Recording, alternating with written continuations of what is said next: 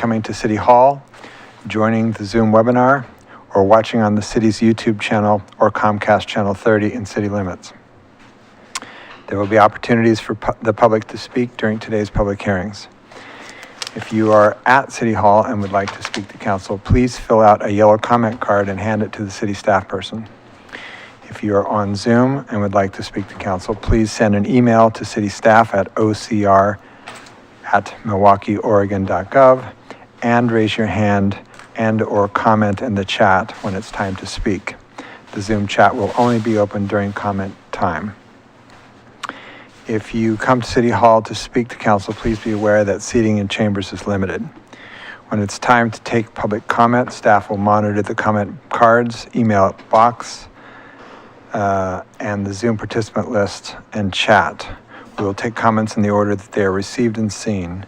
Written comments may be emailed to ocr@milwaukeeoregon.gov. The public may also participate in the Zoom webinar by phone by dialing 1-253-215-8782, entering webinar ID 862-6208-1394 and passcode 373156. If you are calling in through Zoom and you would like to make a comment, dial *9 to raise your hand. Spanish translation services are available upon request. The public is asked to request translation and other meeting accessibility services at least 48 hours before the meeting. Contamos con servicio de traducción al español cuando sea solicitado. Se pide al público que solicite servicios de traducción y otros servicios de accesibilidad para reuniones por lo menos 48 horas antes de la reunión. Translation services are also available in other languages. All right, please join me in the Pledge of Allegiance. Pledge allegiance to the flag of the United States of America and to the republic for which it stands, one nation, under God, indivisible, with liberty and justice for all.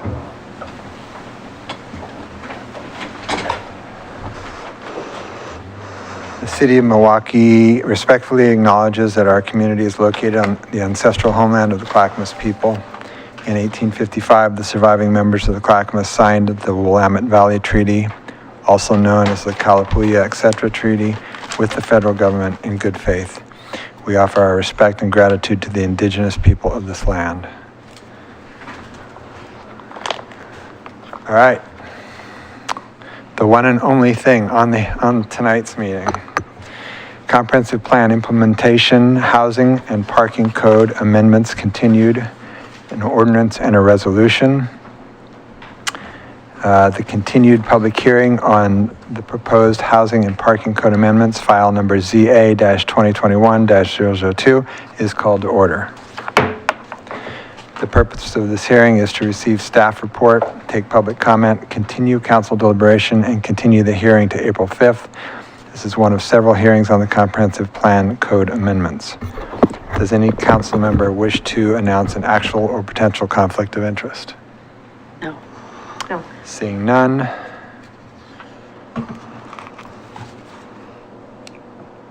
Hi, Vera. It's great to be back. Good evening, everyone. Vera Coley, Senior Planner, to continue the discussion on the Housing and Parking Code Amendments. We were here on March 15th and went through both presentation, public testimony, and began deliberations as well. The two, I'll call them sort of the bigger ticket items that were not discussed on the 15th were off-street parking requirements. And I believe there was still discussion to be had on the minimum lot size and that chart of lot sizes for the various middle housing and other housing types. The code that was in the package that came out for tonight's hearing was highlighted, and that included all of the changes since the January 10th version of the code, and I believe that was the version that we were all sort of working from throughout the hearing since then. So that reflects, I hope, accurately the changes that were discussed during deliberations on the 15th. Obviously happy to revisit any of that language as needed if I didn't capture it correctly, particularly the lot coverage, the maximum lot coverage piece. I wrote it the way I thought I heard it from council, but I'm obviously happy to discuss that further. Councilor Beatty and I had a conversation earlier today, so we went through some of the some tweaks. So there will be some additional sort of edits. They weren't policy level kinds of edits. And so I'm happy to obviously continue answering any questions, listen to deliberation as we talk about those items, as we continue forward with this. The plan, or sort of the way staff envisioned this moving forward, was obviously we have all night to talk about this and the tree code this evening. The idea would be that there would be additional code amendments reflected for the packet for the April 5th hearing. If there are additional tweaks or anything that would need to happen then, I'm happy to do those on the 5th with a goal, hopefully, of a final adoption hearing on the 19th. And that gives us enough time to put together all the final cleanups and edits for that posted ordinance for the 19th. Vera, before you keep going, Yes. Does council have any concerns with the timeline that we just outlined? So trying to get through generally all the topics tonight in the 4 hours, us coming back then at our next meeting next week with this is what we're planning on, but it's going to be a light overview with adoption on the 19th. Okay. So if that's where we're at, then I just want to outline a couple of things that I'm going to try and do to help support that goal. One is that we're going to let you know when we're at the halfway mark tonight, just so you know how close we're getting to being able to accomplish what we just outlined. We'll give you another just heads up at an hour so that you know how close we're getting. The other piece is I'm going to start calling straw polls. If it sounds like we're getting past a topic without actually calling a question on it, to make sure that we know where you all are for the writing of the ordinances. So if we start sliding past that, I'll jump in. It's probably the only time you'll hear me tonight is to say, hey, can we get a straw poll just to get a better understanding on that component, whether or not we need to make amendments to the code package, and if there are specific asks that you all have in that amendment. Does that work? Okay. Are we not expecting to talk trees tonight? It Yeah. is in our agenda. It is. We're planning on doing both. So Okay. that's part of why the 4 hours, I'm going to keep you at the 2 hour mark, because that's really when we should be at minimum transitioning over to the tree code if we haven't gotten there yet. Okay. Thanks, everyone. We can do this. She has faith. Yes. I don't have a prepared presentation because we were sort of jumping back into, I think, deliberations. I do have the PowerPoint slides from the 2 previous hearings, so all those slides are available. If we need to refer to those, that's fine. But I guess I'm going to turn it over to you. The end. All right, have we received any additional correspondence on the topic? Mr. Mayor, other than the letter that was sent to you yesterday, received by postal USPS last week, I'm not aware of anything else. I have a question about that. If someone is not willing to give their name for testimony, is that legal testimony? It's a good question. Usually people do put a name on it, but this one didn't. Well, they would need to be able to be identified for standing for any appeal. So it can be testimony, but they would not have won't have identified standing. themselves for record for any appeal purposes. Okay.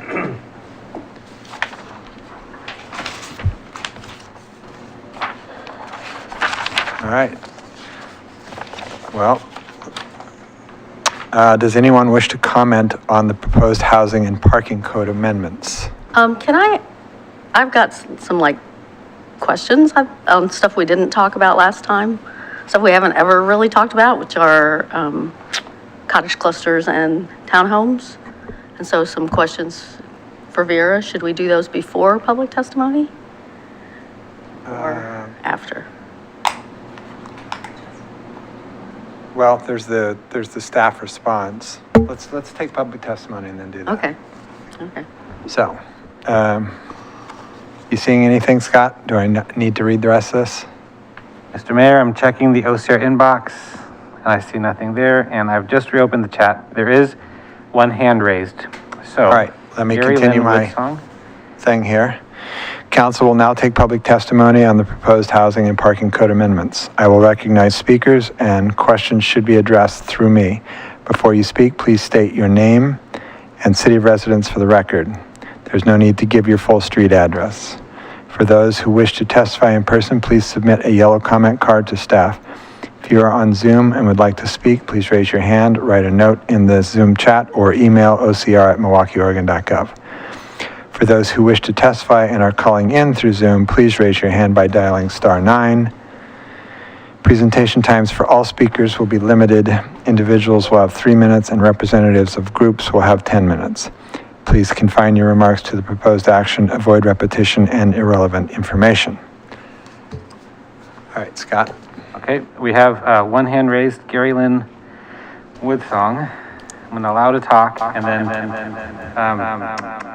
Gary Lynn, in a second, I'm going to turn the volume up, and you should be able to speak. And a reminder, folks in the room, if you could limit your noise so that we don't get reverb. I will do my best to drop it real quick if that happens, and we'll start over again. So, Gary Lynn, in one beat, let us know if you can talk. Yes, I can speak. Can you hear me? Yes, we can, but you won't be able to hear us talk to you until we drop it down, but go ahead in one beat. Is it possible for me to share my screen? I have a short presentation. Is that okay, Mr. Mayor? Okay. And yes, in that case, I'm going to have to promote you to the panel, so hold on just a minute. Thank you. And Gary, then you'll have to accept that. Yeah, there you go. Okay. And I see you there, Gary Lynn, and now I'm going to make you a co-host, so you can do that. And maybe, since I might not be able to see your face when you share your screen, go ahead and share your screen, and when it comes up, I'll turn the speaker back on in the room.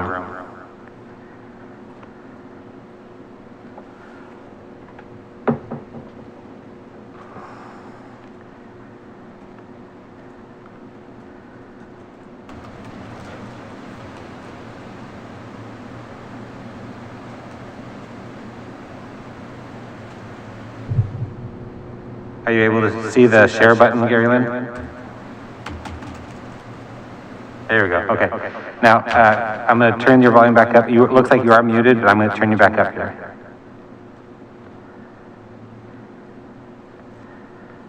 Okay, can you hear me now? Yes, we can, and I'm going to turn you back up so you can talk, so. Okay. All right, so, hi, I'm Garland Woodsong. I was a consultant who worked for the city of Milwaukee on the ADU study and also on the cottage cluster study. And in reading over the draft materials, unless I missed it, I see that a key recommendation from the ADU study appears to have been overlooked for consideration for adoption. And so I just wanted to bring that to your attention.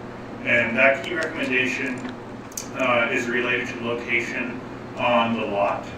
We recommended that ADUs be allowed anywhere on the lot, and when we performed our public workshops with the city of Milwaukee, we received strong support for allowing location flexibility on each site. And when we came before council and presented this to council and the planning commission, both were supportive of nearly all aspects of the proposal and recommendations we made. The only concerns were allowing for ADUs in industrial zones. And so the recommendation that I want to bring forward to you to consider including in your final code for adoption is to allow carriage houses, ADUs in the form of a carriage house. That's an ADU that's above a garage, allowable in the driveway in the front of a lot, in the front of the setback. And the reason why we strongly recommended this in the study, and that I'm coming back to you to recommend it, is because it allows you to add ADUs on each lot without taking away from the shared outdoor space that you'll need on each lot to give outdoor space to the new residents that come with ADUs that are sharing an existing amount of outdoor space. When we performed the study, we recommended that ADUs in the form of a carriage house in the front setback be allowed through a Type 2 review. Personally, I would recommend that as just make it a type 1 review, allow it by right, because I just have a strong personal belief in removing barriers for residents who want to permit an ADU, but that of course is your decision as council. So one more time that this is also part of easing design limitations, including height and location, to allow ADUs on more sites throughout the city. And that's what I came here to tell you about, and that's the end of my slideshow. So Gary, we've muted you down now in case council has anything. Does anybody have any questions? That clear? We had talked about that in the last, well, in one of the last meetings. I don't remember which one. All right, thanks. Scott, anybody else? I will double check the email, Mr. Mayor. Nope, and in the chat, I see no other hands raised. Nobody interested in speaking. Okay, does staff have any response to the testimony? I guess the only thing I would share is this did come up in one of our previous hearings, and we talked about maintaining the ADUs, outside of the front yard setback. But if someone wanted to construct an additional unit on a site within the front yard, then that could be considered a detached duplex as well, so that there was flexibility in what we considered the site. But certainly council could, consider the recommendation and allow an ADU in the front yard. We would want to make sure that, if we looked at what kind of standards and what would be required if it was in fact at the 0-foot setback. There is also the variance option, of course, for allowing something within the front yard. But that was sort of how we were treating it, as sort of as a concept of thinking about what would be allowed and where. Right, it sort of lands on two different questions, right? Do we allow ADUs in other places besides the backyard? I mean, we do right now, but you have to have a huge front yard. Yes, yeah. And then the second question is, will we allow the utilization of a garage and doing a carriage house type thing on a 0 lot line, which there's a fair number of in the city of Milwaukee. Yep. Well, what is the answer to that question? Where there's an existing front yard garage, which, yeah, there's some. There's not a ton, but there's some. Can they build on that or no? They can, but they would need a variance because it's a non-conforming structure. And so they would be expanding or extending the non-conformity of that garage. So they would need to go through a variance option for that. And which type of variance is it currently slated for? So for that, it would be a type 3 variance for that in particular. But we could consider language that talks, we do have language in the current code about converting existing garages from a footprint standpoint. And that could be something if that's what you wanted to talk about during deliberations, or because I think that's the right time to do that, about existing garages and providing a path for creating that ADU for existing front yard garages to do that conversion into a carriage house type of situation. As opposed to new construction, but of course that would be up to you to talk about. Right. Okay. Any other? I think that covers it. Thank you. Does council have questions for staff? I do. So as Vera noted, we spoke earlier today about a bunch of sort of, grammatical, typographical consistency kind of edits, but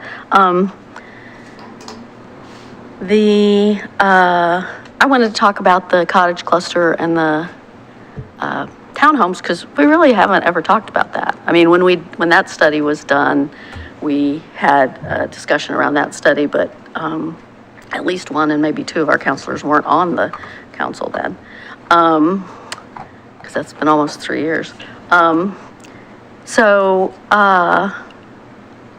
I kind of I generally liked the code on the cottage clusters and townhomes, but I also noted that,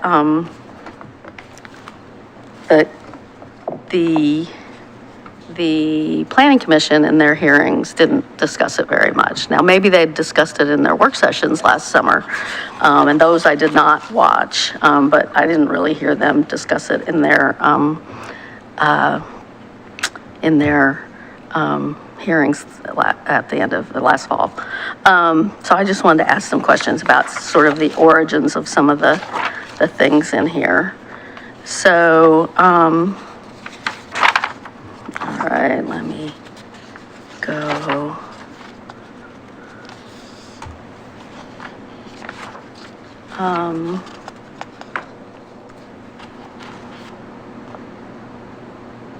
So where did the sustainability criteria come from? So this is section, and I printed out your version, so it's SPS 85. Which sort one? of- Sorry, SPS 85. Yeah, so that's sort of the start of the design standards. And part of the way that we organized the code was to have sort of one chart of design standards showing what applies to what, so that we were treating single detached homes, middle housing, cottage clusters and townhouses all, within the same set of design standards, and that we would just identify what was applicable to what. Is it to the whole site? Is it to the individual units, et cetera? The sustainability measures, when we were putting this together and with the consultant's assistance, we pulled some of the design standards that we could from our existing multifamily design standards. That includes a sustainability section, and we pulled that in because we thought that was an appropriate thing to think about when you have a site that has multiple units on it. So for example, the privacy and screening, recycling areas, sustainability, those were pulled from our multifamily standards and put into this section of code because, again, we could have development sites that have multiple duplexes, triplexes, quads, and it seemed appropriate to be thinking about those kinds of measures on a site that could have multiple units on it. So that's where those came from. Okay. I swore I had another. So I did find it a little confusing that, like, that whole SPF. Yeah, I mean, after this, anyway, I found SPS 85 to 87 a little confusing because they seem to be about cottage clusters, but they're not really, I guess, about cottage clusters. Okay, let me go back to, I skipped all that. I mean, the multifamily is unchanged, but, okay, so on page SPS 98, you struck all the land division stuff. Is that just been moved to another part of the code? Well, Or right. is that struck because of the work you're doing on the new legislation? On the SB 458, exactly. There's very specific land division for cottage clusters. This doesn't apply to what is being required now. Okay. So that's why that was pulled out.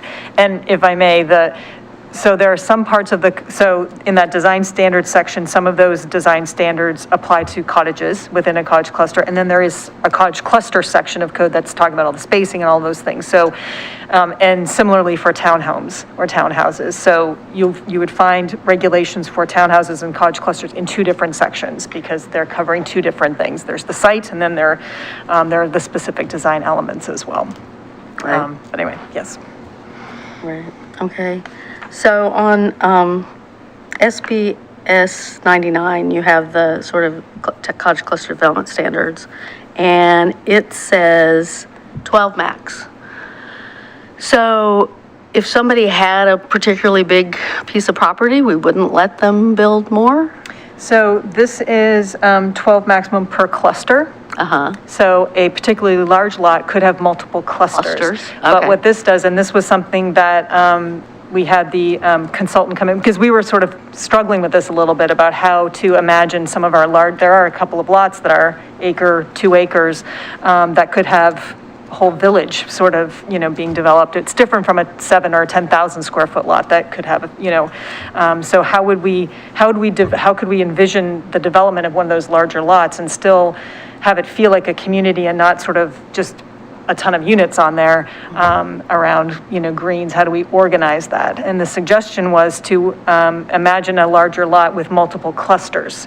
So the idea is that there would be 12 cottages in a cluster. So that's where the green and all of those elements fit. And you could have multiples of those with the spacing between clusters. That's why that's one of those standards, is how far apart they are. So that if you did have the opportunity to build out a cottage cluster on a larger development, it would be made up of these smaller clusters. We did some design studies, and it was just, I want to take that Yeah. in next, because it was one of the questions I had too. Yeah. So let's say the lot was big enough and 15 would fit just perfectly. But you couldn't do, you could do 2 of 8, but it doesn't work so well, right? Right. You maybe end up with really small common areas or whatever. yeah. Do we have is that a varianceable thing? It would be, yeah, yes. That would be the way to do that. I mean, this was a way of sort of creating a standard and then hoping that folks can work within that standard, but trying to envision various design scenarios. It's hard to write code for multiple scenarios. We were trying to hit kind of one sort of happy medium and see where it landed.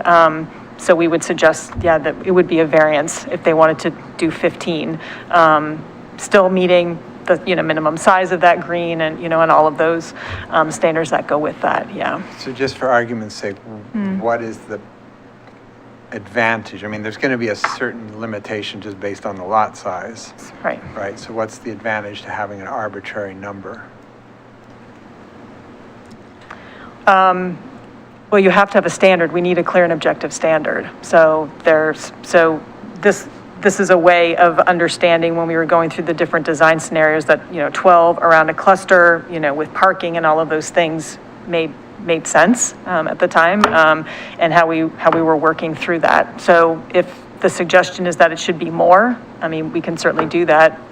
If you think that I'd like to go back and kind of see what that would do if we were making that larger. But the idea was, coming from our consultant's recommendation was that 12 was the right number. We discussed like we discussed last time, there may be scenarios where we're moving the common area to a certain area to preserve trees or whatever, and so it may not be the center physically of the lot.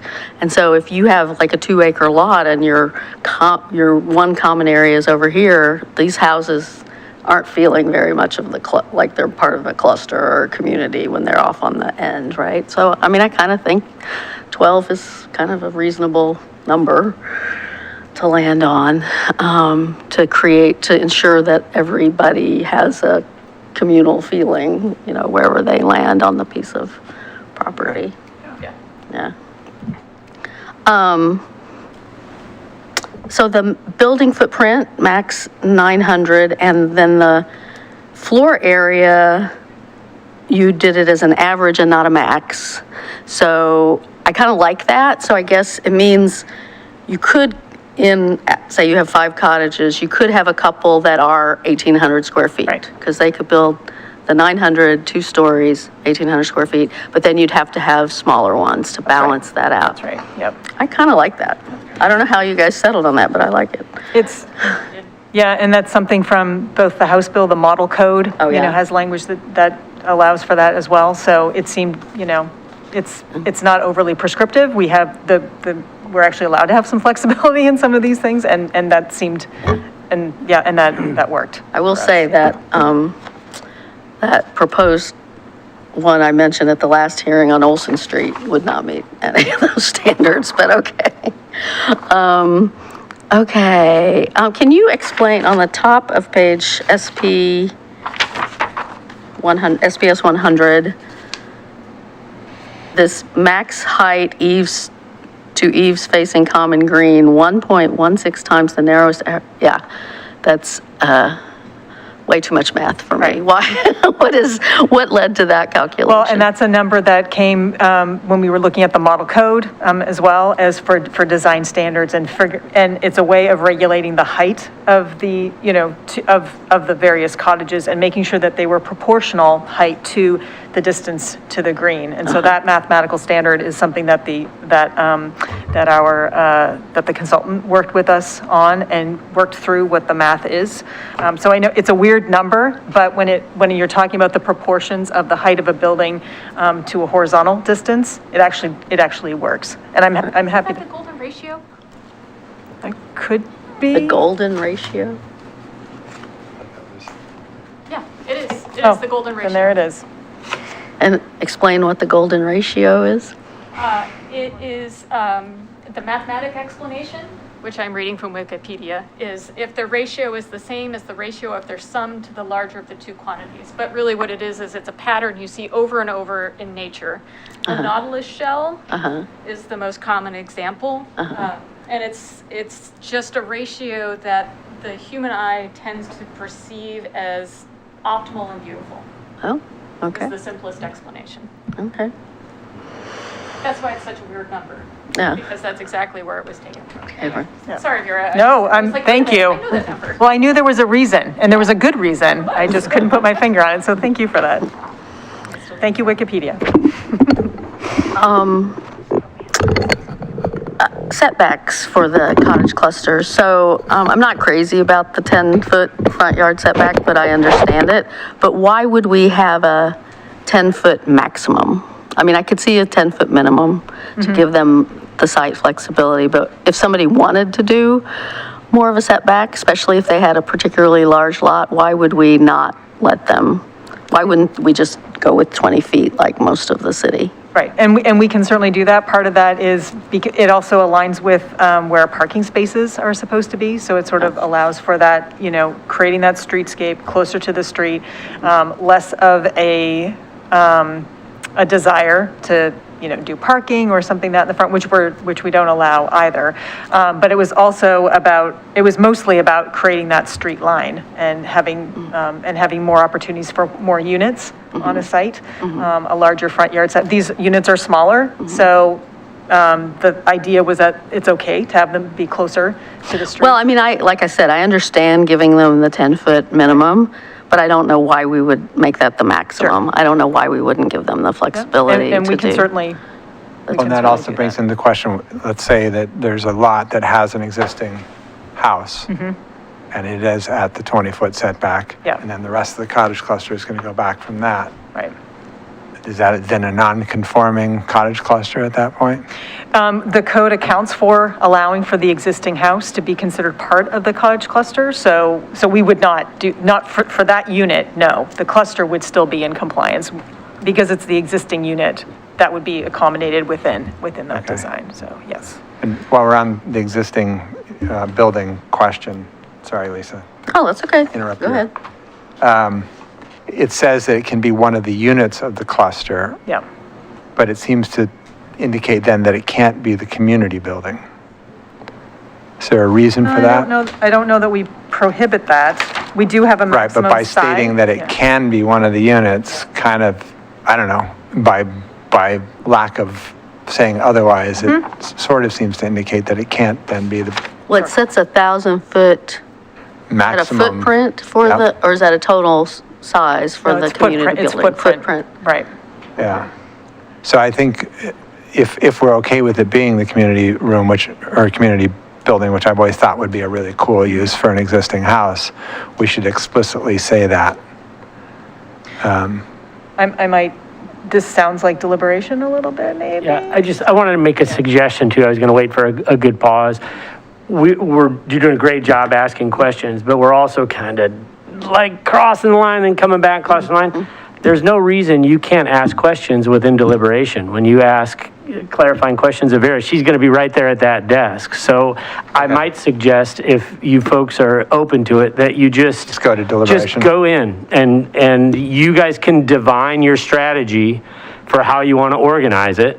If you want to do it issue by issue, go down the row, however you feel it's appropriate to do, that's for you to divine and to go through that process. And we're here to help guide you if you guys run into a dead end or something like that. But Vera's not leaving that front desk for, hours. So you've got her. So there's no need Everybody to- good with that? I'm fine with that. Okay, all right. So then, if there are no more questions, I will entertain a motion to close the public comment part of the Housing and Parking Code hearing for today. I move to close the public comment part of the hearing on the proposed housing and parking code amendments for today. I'll second. It has been moved and seconded to close the public comment part of the hearings on the proposed Housing and Parking Code amendments for today. Is there any further discussion? All those in favor? Aye. Aye. Opposed? None heard. The public comment part of the public hearing on the proposed housing and parking codes amendment is closed for today. All right. So, So do you want to continue here, or do you want to? oh, back to you. We're here. So let's finish this thought while we're on this thought. Yeah. So if everybody thinks that that makes sense, that the existing house on a new development that's going to be a cottage cluster could either be a unit in the cottage cluster or it could be the community house. It feels like we need to explicitly say that that's allowed, since we are saying that there's a maximum size for the community house otherwise. Don't we run into a problem with the house being too large for the footprint, though? Because, I mean, For the what? the house why being I'm saying considered one of we- the units, as a unit, not even just for the, Well, But we have the same- that's why I was originally going to say that, and then further down in the code, it says, and an existing house, and it doesn't matter what size. Okay. Can be a unit. even if it violates Yes. the footprint. Are you talking about it for a unit or for the? For a unit. Yeah, it says in there that, Vera, correct me if I'm wrong, but it says in there that its size doesn't count Okay, toward the right. size. Okay, okay. Allocation, Okay. calculation for Okay. the. Great. Yeah. If it's considered a unit. If it's considered a Yes, unit, but, yeah, okay, right. so thank you for that clarification. So does anybody have an issue with it also being allowed to be the community? If we do that, it can still be both? It could be Put it either. upstairs and a common area down below? Yeah, Or Yeah, I mean, fine with that. I think that's fine. It's the existing home, so I think that's fine. Whatever you wanna do with it, yeah. Okay. Cool. Sorry.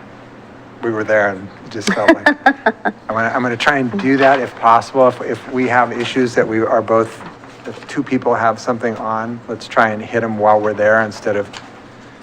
All right, so are we, since we're in deliberations, is everybody okay with changing the maximum front yard setback to 20? As long as we allow the minimum of 10? Nobody has any heartburn over that? That doesn't give me heartburn. Okay. No, me either. Okay, then the other thing I had in that. Sorry, can we actually do a straw poll on that? Oh. Just because I want to make sure that we actually are documenting these Okay. and not wondering. So I can call those questions or you all can do it, but I guess, can we do a show of hands or we can read the list? Which would be Thumbs easier? up. Thumbs up? Thumbs up. If you're good with the Awesome. 20-foot Thank you very maximum much. setback, all right. I appreciate it. And while we're on this topic, can I request that, I was very tired by the end of our last session, and I'm hoping we can do some straw polling of the things we previously discussed, because it got real muddy for me even. Yeah. Okay, great. Thank you. This one is just maybe just really a question, but in that same chart on page SPS 100, you talk about maximum impervious area and not lot coverage. Why are we using impervious area here and not lot coverage?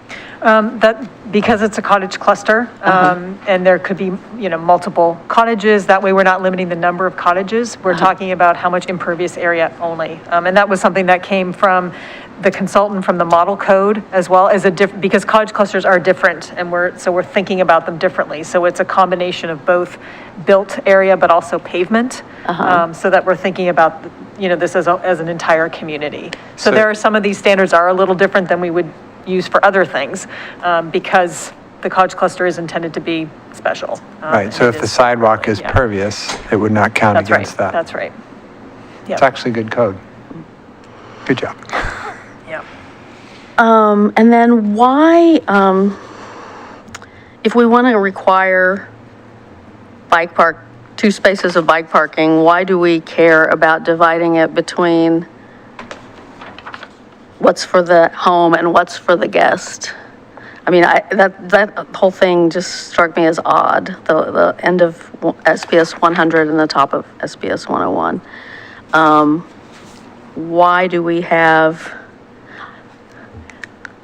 I mean, I guess that's to make sure that not all bike parking is attached to the individual cottage, that there's some communal bike parking. Right.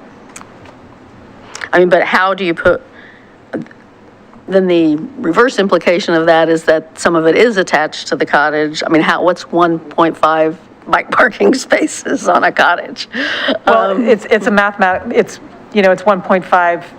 it's 1.5 times the number of homes, and then that gets divvied up, and those are sort of the homeowner, I'll call them, the cottage owners or the cottage, residents parking.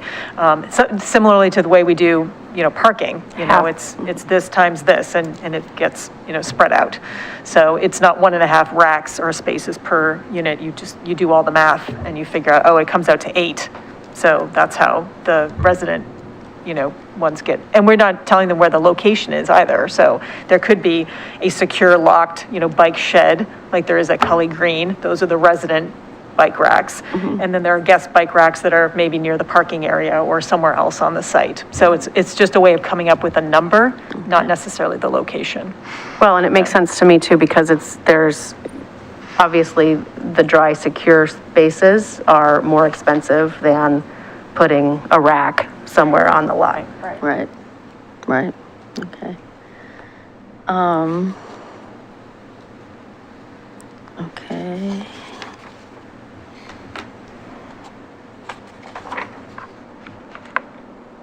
So,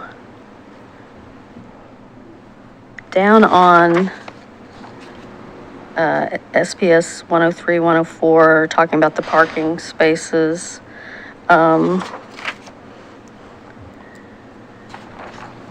they have to be located in a common area and not located on the same lot as an individual cottage unit.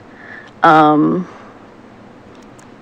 mean, I think aesthetically, this is a nice set of rules.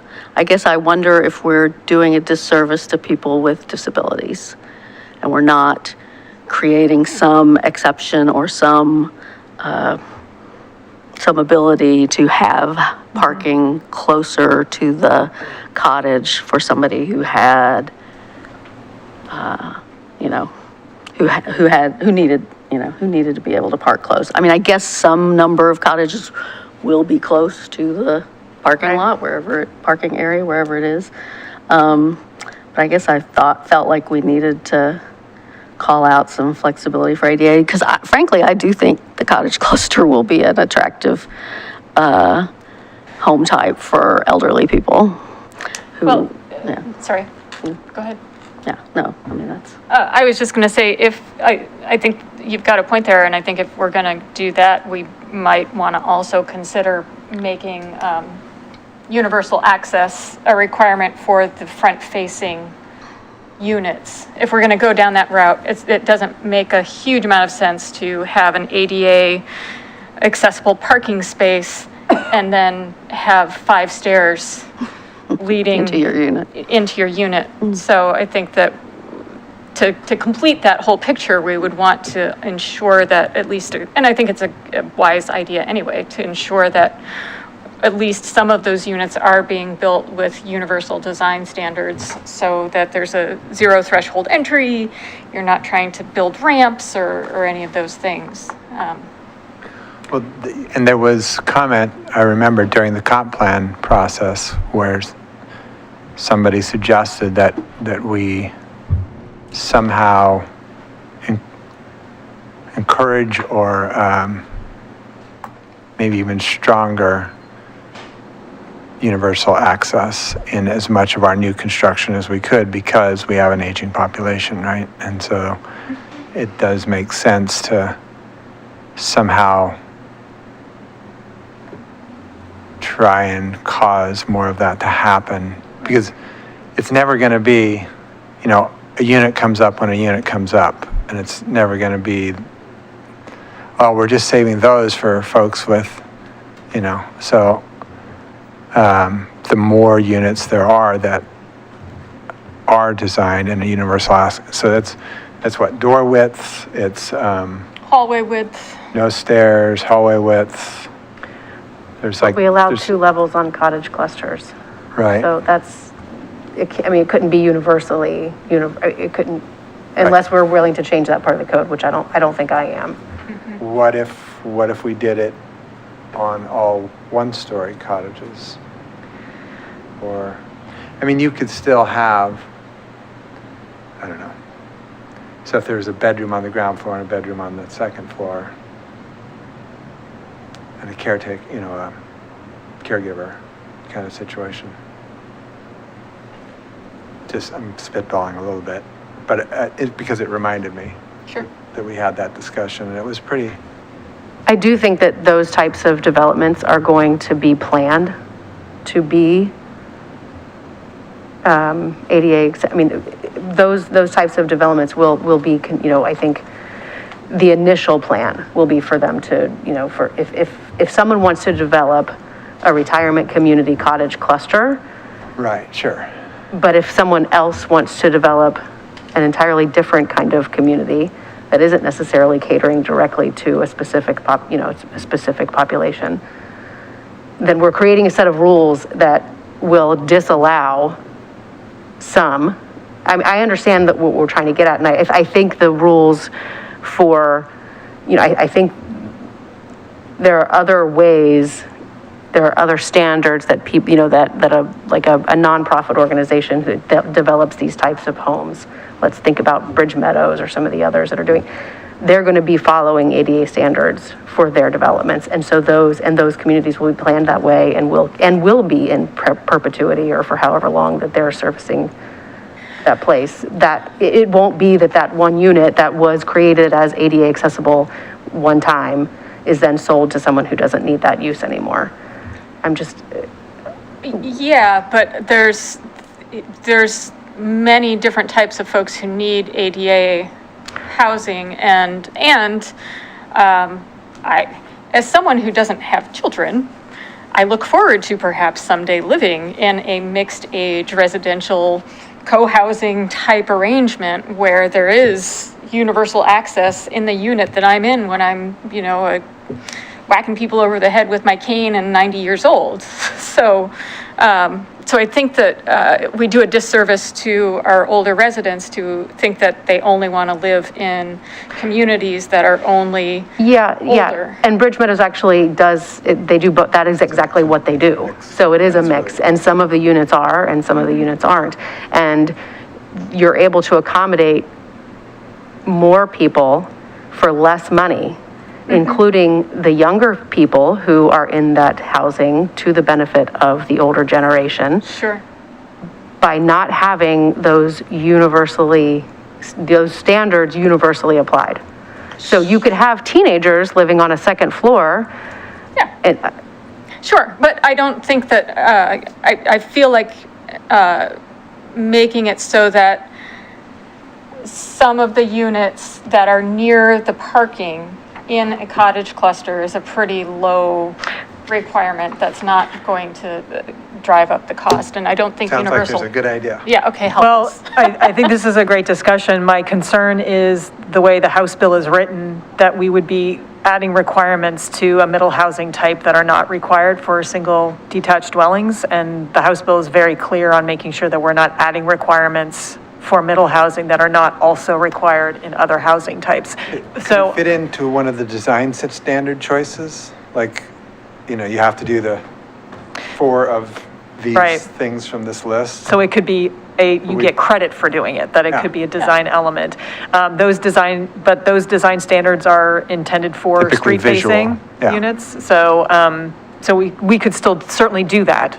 I just wanted to understand that it's not for all of them. It would, Yeah. that they're not required. It would be for any of the street-facing units. But Yeah. that's just my concern that it's a great requirement. I'm just not sure. I don't think we can do it. Well, and for we've got cottage clusters, sustainability in there, so Yes. I would sort of put ADA. Accessibility. Universal access should be on the Accessibility. kind of the same Yep, standard. I like that. Does that work?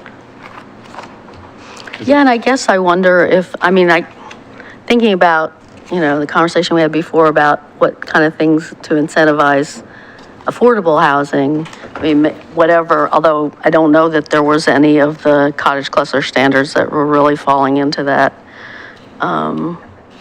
bucket, but, I mean, we could just treat it like affordable housing in terms of incentives. Like you could have more X, Y, or Z because you're building them accessible.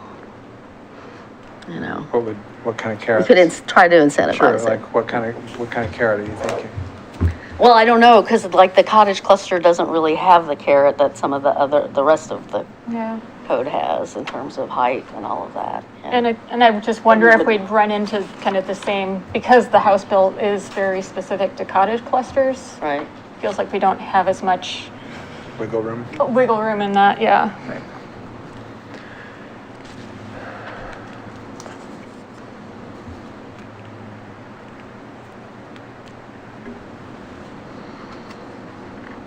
I mean, I think this is good code, and I think that the House bill did a lot of good stuff, so I think we've had a thoughtful discussion about this, but I'm, thanks to Vera for the reminder, I'm good with what we've got here.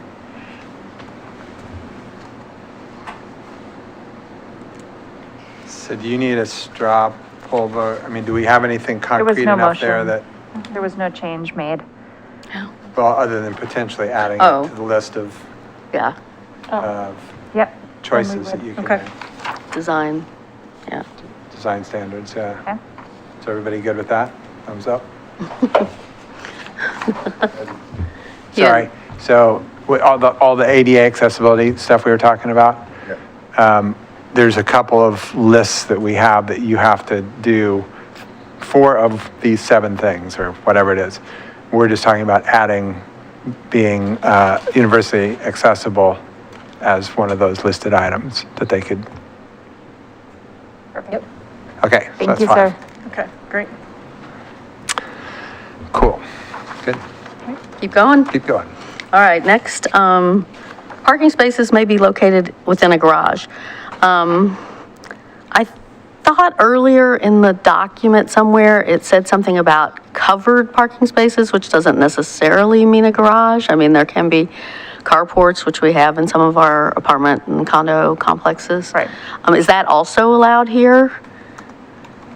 It would be. I mean, the Yeah. idea was that we're acknowledging that you could have generally, cottage clusters don't have garages, but it's one of these things that we're allowed to allow. Right. If the designer had wanted, to include garages as part of the parking area. So this is specifically allowing that, yes, you can do that. So we would allow garages as part of the cottage cluster. I mean, I do think, I know some people who live in, facilities that have carports, and it's a cheaper option than building a full-on garage, but, people really like it. Yep. We don't have hailstorms here so much, but it's just generally, yeah, okay. So I just want to make sure there was flexibility to do that, okay? And if I can suggest, we could include, garages or carports. I mean, we could specify that it doesn't, Yeah. Make it it's more either a clear. garage or it's nothing. I mean, Right. we could certainly, we can add that language Yeah. just to make sure Sure. that that's Sure, that sounds a little good. more clear. Yep. I just want to point out that we're on our first topic and it's already 6 o'clock.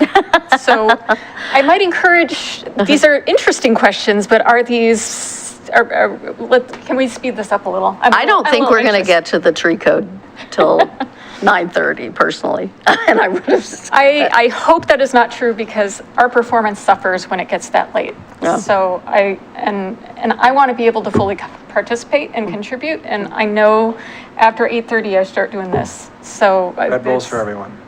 Yeah. Well, I mean, yeah. We're making changes as we go, so Yeah. it's not like they're idle conversations. I'm sorry, I don't mean to, I'm not saying that that was not my This intention. is not helping speed things up. Okay.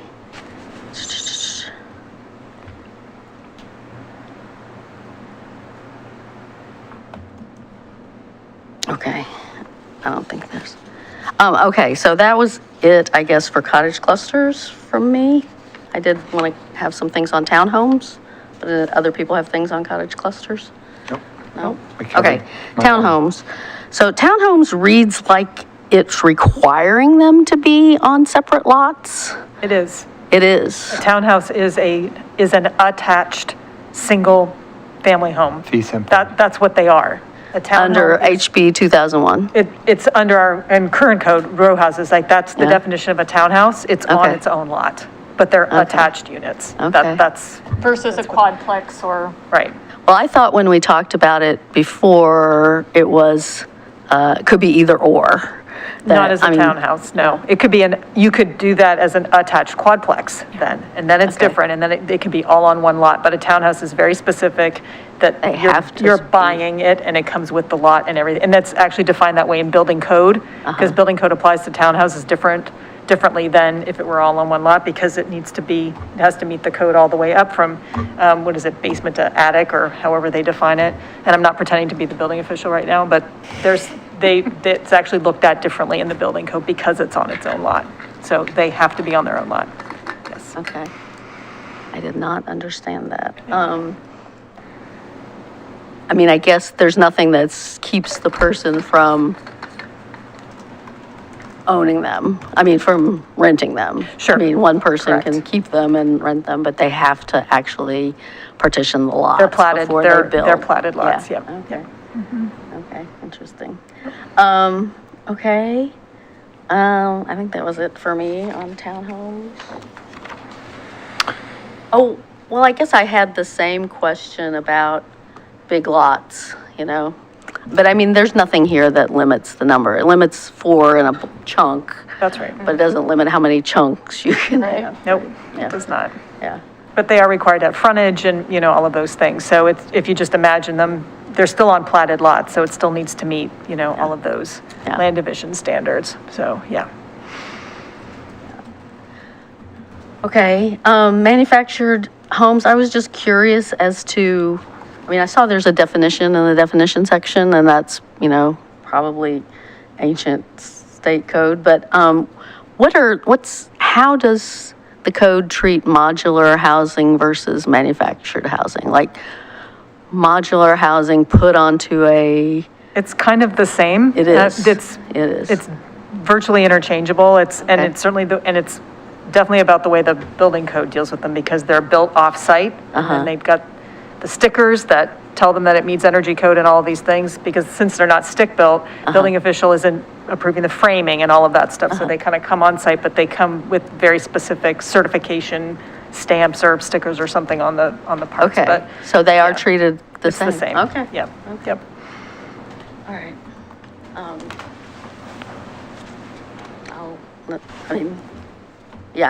If somebody else has something they want to bring up, go ahead, please. and I'll Anything, dig through my- anybody else on row houses or cottage clusters? Cool.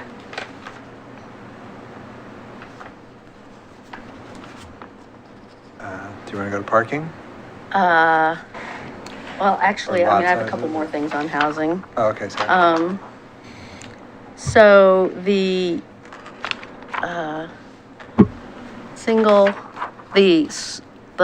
the higher density zones, which are really here around downtown Milwaukee, a little bit around, the King Road Safeway, and then some odd, I went and looked at the map today, some odd little pockets, like a little teeny one on, in Ardenwald, or a couple in Ardenwald. Anyway, under this code, and under our existing code, which I had never realized, they can go up to 55 feet. Which is crazy to me, because it allows. What page are you on? Well, you have to read two things. You have to look at the chart I think it's, on page SPF 57, which says in R1, R2, R1, R1B, and R2, they can go to 45 feet, 35 feet in R3 and R2.5. And then later in the package on SPS 62, an additional story may be permitted in excess of the required maximum standard. And that's not a variance, that's an allowed by right thing. So basically, they can go to 55 feet. In all of those zones? In R1, R1B, R1. And R2. And R2. And that's in exchange for an additional 10% of vegetation above the minimum required. So it's a, So- and that's in our existing code. Mostly what's around here, I was thinking was 2.5 in R3, like all these neighborhoods up here. Actually, well, I don't know. Can you pull up a map? I Yeah, let's can. look at a map. I mean, the thing is, they haven't been built, but now, so maybe it's like worrying about something that, people aren't going to do, but now that they can build, I mean, somebody might not build a single house that tall, but might build a stacked triplex that tall. Sorry. So I am concerned about I that. just need to find our zoning code. There it is. There we go. Let me zoom in a little bit. There's also one on the website, but. So this okay. isn't great quality, but there's, Yeah, so it's R1B right there around, and R2 Around around the downtown. high school. Yep. Right around downtown, yep. yeah. That's mostly where the R2 is. There's a teeny little bit, there's a little teeny bit here and a little teeny bit here. And then there's R3, but that's 35 feet. So the 45 feet with a little bit of a bonus is down here in Island Station, and then around the high school and around downtown, basically that's where all of that So additional height is. That's been allowed forever, and you could have done an apartment complex that was 4 units. Right, 55 feet high or whatever on a single lot. And nobody's done it. I mean, not to say that, but nobody's done it when it was largely, you could do single, I'm thinking of a lot that's not big enough to build an apartment complex, right? So say you've got a, 5,000 square foot lot, which is bigger than it has to be in those zones, but, we saw that our lots are bigger. You didn't build the 5-story single-family house, or even, can you get 6 stories in 55 feet?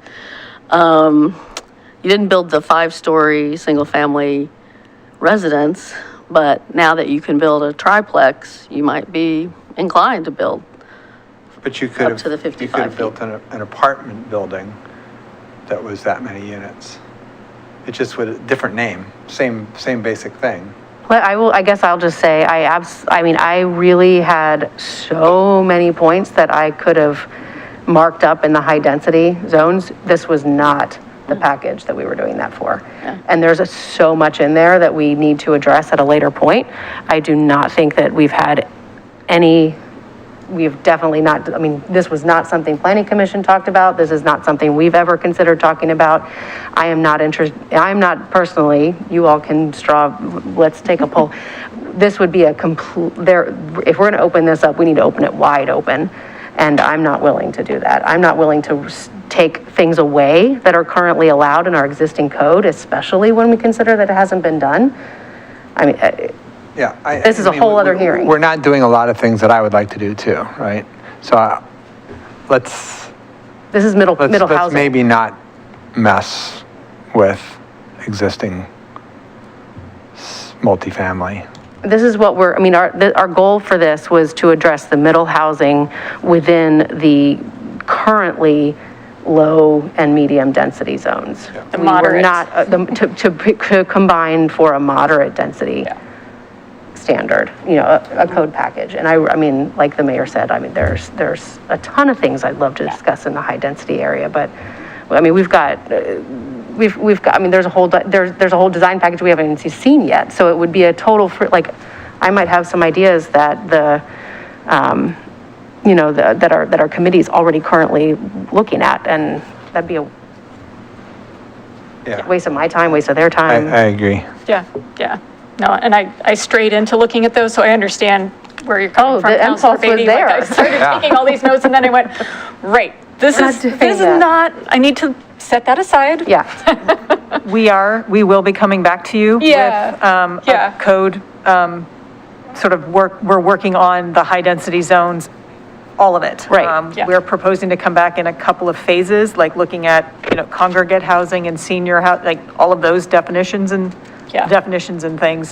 So SROs. it's already in our work plan of figuring out how we're, to look at the uses, look at the standards, and come back to you with the high densities. The idea was to, combine them, right? And let's see if we can consolidate these, but there are other things happening in the high density zones that we need to Well, work through, including so, rulemaking currently underway, Right. which is Right. going to That's have to be right. folded Right. in and That's exactly blended. right. So So- we could spend a whole lot of time working on this, and then it's all going to go. Go Let's right. not, let's Yeah. let the climate friendly stuff happen, there's a whole bunch of stuff happening at the state level still that's going to really affect, this is gonna affect the work that we wanna do around, neighborhood hubs, Hubs, et cetera, yeah. et cetera. Anyway, So yeah, someone else is going to tell us what to do first before we do this, so which is great. we'll do that later.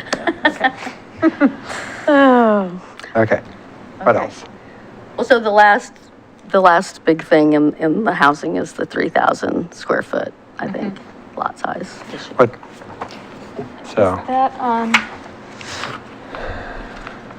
is that SPS 150? Is that no, that's a different. It's That's a SPS chart? 45. Okay. So it's the development standards for the moderate residential zone, so they are mod, I think, if I may, Counselor Beatty. So I think so this idea of the variety of lot sizes and what's allowed in those lot sizes. So just to repeat what I said before, I mean, I think the 3,000 square foot lots are a bad idea unless we limited them to middle housing. But I think if we allow single unit housing to go there, that's what we'll get. We will not get middle housing. Will be the easy thing for people to build. That is what, home builders associations like to build. It will be the easy thing to spin off and divide your lot and build three little, divide your 10,000 square foot lot into three. and have. end up with three $750,000 houses. Exactly. Yeah. And I So- really appreciated you bringing this up last time because it gave me an opportunity to think about it. And I actually drove around Portland and looked at what was happening and dug into actual code in Portland. So thank you for bringing it up. I appreciated that. Where would you draw the line then at a single family? Well, I mean, I would keep with what we had before. The 3,000 came in very late. It was something that came up at the very end of the CPIC process. We had the 5,000. Of course, there are, whatever existing non-conforming lots, and we want to allow them to develop and stuff. But in terms of creating new lots, I would keep it at 5,000. So you would do this in the lot division portion of the code rather than just say a Well, I lot mean, I cannot guess be. the discussion that went on at Planning Commission was, let's allow, because the original proposal was the 3,000 was just for duplexes, say, single unit and duplexes. And the Planning Commission was sort of adamant about, let's let them do whatever they want to do there. And, at the time, I thought it was kind of ridiculous that somebody would build a fourplex on a 3,000 square foot lot, but it might happen, especially now that we know, we got that testimony from Nate Ember, which apparently was not actually accurate, that the cost of building floor over floor is both floor over floor and side by side. Once you hit triplex, has to be a commercial code. So floor over floor is no more expensive than side by side. So you could get floor over floor triplex on a 3,000 square foot lot, I think that is possible. So, I mean, if we wanted to allow 3,000 square foot lots for triplexes and larger, I'd be okay with that. But I think allowing it for duplexes? Not even single. duplexes? Well, maybe. I mean, maybe duplexes, but yeah. You're not going to sell a duplex for $150,000. I mean, for $1.5 million. Damn. Well, I'm sorry, I couldn't hear you. No, it's just, so in the typical new 3-bedroom, 2-bath house is going for somewhere around $600,000 to $750,000. And what we're trying to do is cause more housing that's not that, that's less expensive than that. And her concern is that there are a lot of lots in this city that are 6,000 square feet and a lot more that are 9. And you could divide those up and build 3 single-family homes, or Sure. you could build a whole lot more affordable missing middle housing. So her concern is that if we allow you to break up a lot and then put single-family homes, we'll get a lot of that. And I don't disagree. So I was thinking about this question and just thinking about, okay, well, what does this current market look like? And so I just pulled off of Redfin. What are the last years of, the houses that were sold in the last year? And just looking at the data, and there's not even that many, like currently, there are some. There are actually, with lot sizes between, actually as low as 2,600 square feet for a lot size that has, it's a small home though. It's a 540 square foot house, 2 bedrooms, up to one that has, it's a 3,400 square foot lot with a home that has four bedrooms, but, and that is the newer one. But there's houses that are, as old as built in 1928, 1925, 1930. So this, so this is 1944. I mean, there are, and those do tend to be less than what you're talking about. They're not, they're not selling in the last year. What we're talking about is what people will build today. Sure. Right. And so, okay, so that 2018 is the larger one, the 4-bedroom, 2.5 bath, and that sold for $510,000. So they're not selling for $750,000. They just aren't, because because that size of a yard doesn't bring that number. The ones, that are new and on the market right now, those lots are 7,500 square feet. They're not as small as what we're talking about. And those are the ones that are selling for like $700,000. So what do you think the disadvantage is to doing what Lisa's suggesting? What does it keep from happening? I'm interested in this conversation. I'm interested in like, where is the cutoff? Sweet spot. Yeah. And are we driving up the cost of a single detached dwelling by saying one can only be built on a lot that's 5,000 square feet? Because then we're saying that we don't want any kind of affordability potentially in those homes either. And I guess that's where my concern is, that, in addition to the inability to split everything I said last time we talked about this, which is I have a concern about then the inability to split a lot to allow some middle housing on some other half of it, if we then are saying that the remaining, like if you have an existing home on a 7,000 square, and we say it's 5,000, then you're only allowing 2,000 developable for some middle housing. And so that's going to limit your ability to produce housing on the remaining portion of that lot. That's the point I was bringing up that last time. Well, does it limit it? Does it, I mean, you can still build an attached ADU and a separate ADU. You can, there's a number of different things you can do that don't involve dividing the lot that still add units and increase density. So I push back a little on that. And what I noticed when I was looking around Portland and thinking about this and actually doing some reading, thanks to a conversation I had with Joseph about kind of the way to think about this and what's been happening in the market here, we have such a demand for units that it's making the market weird.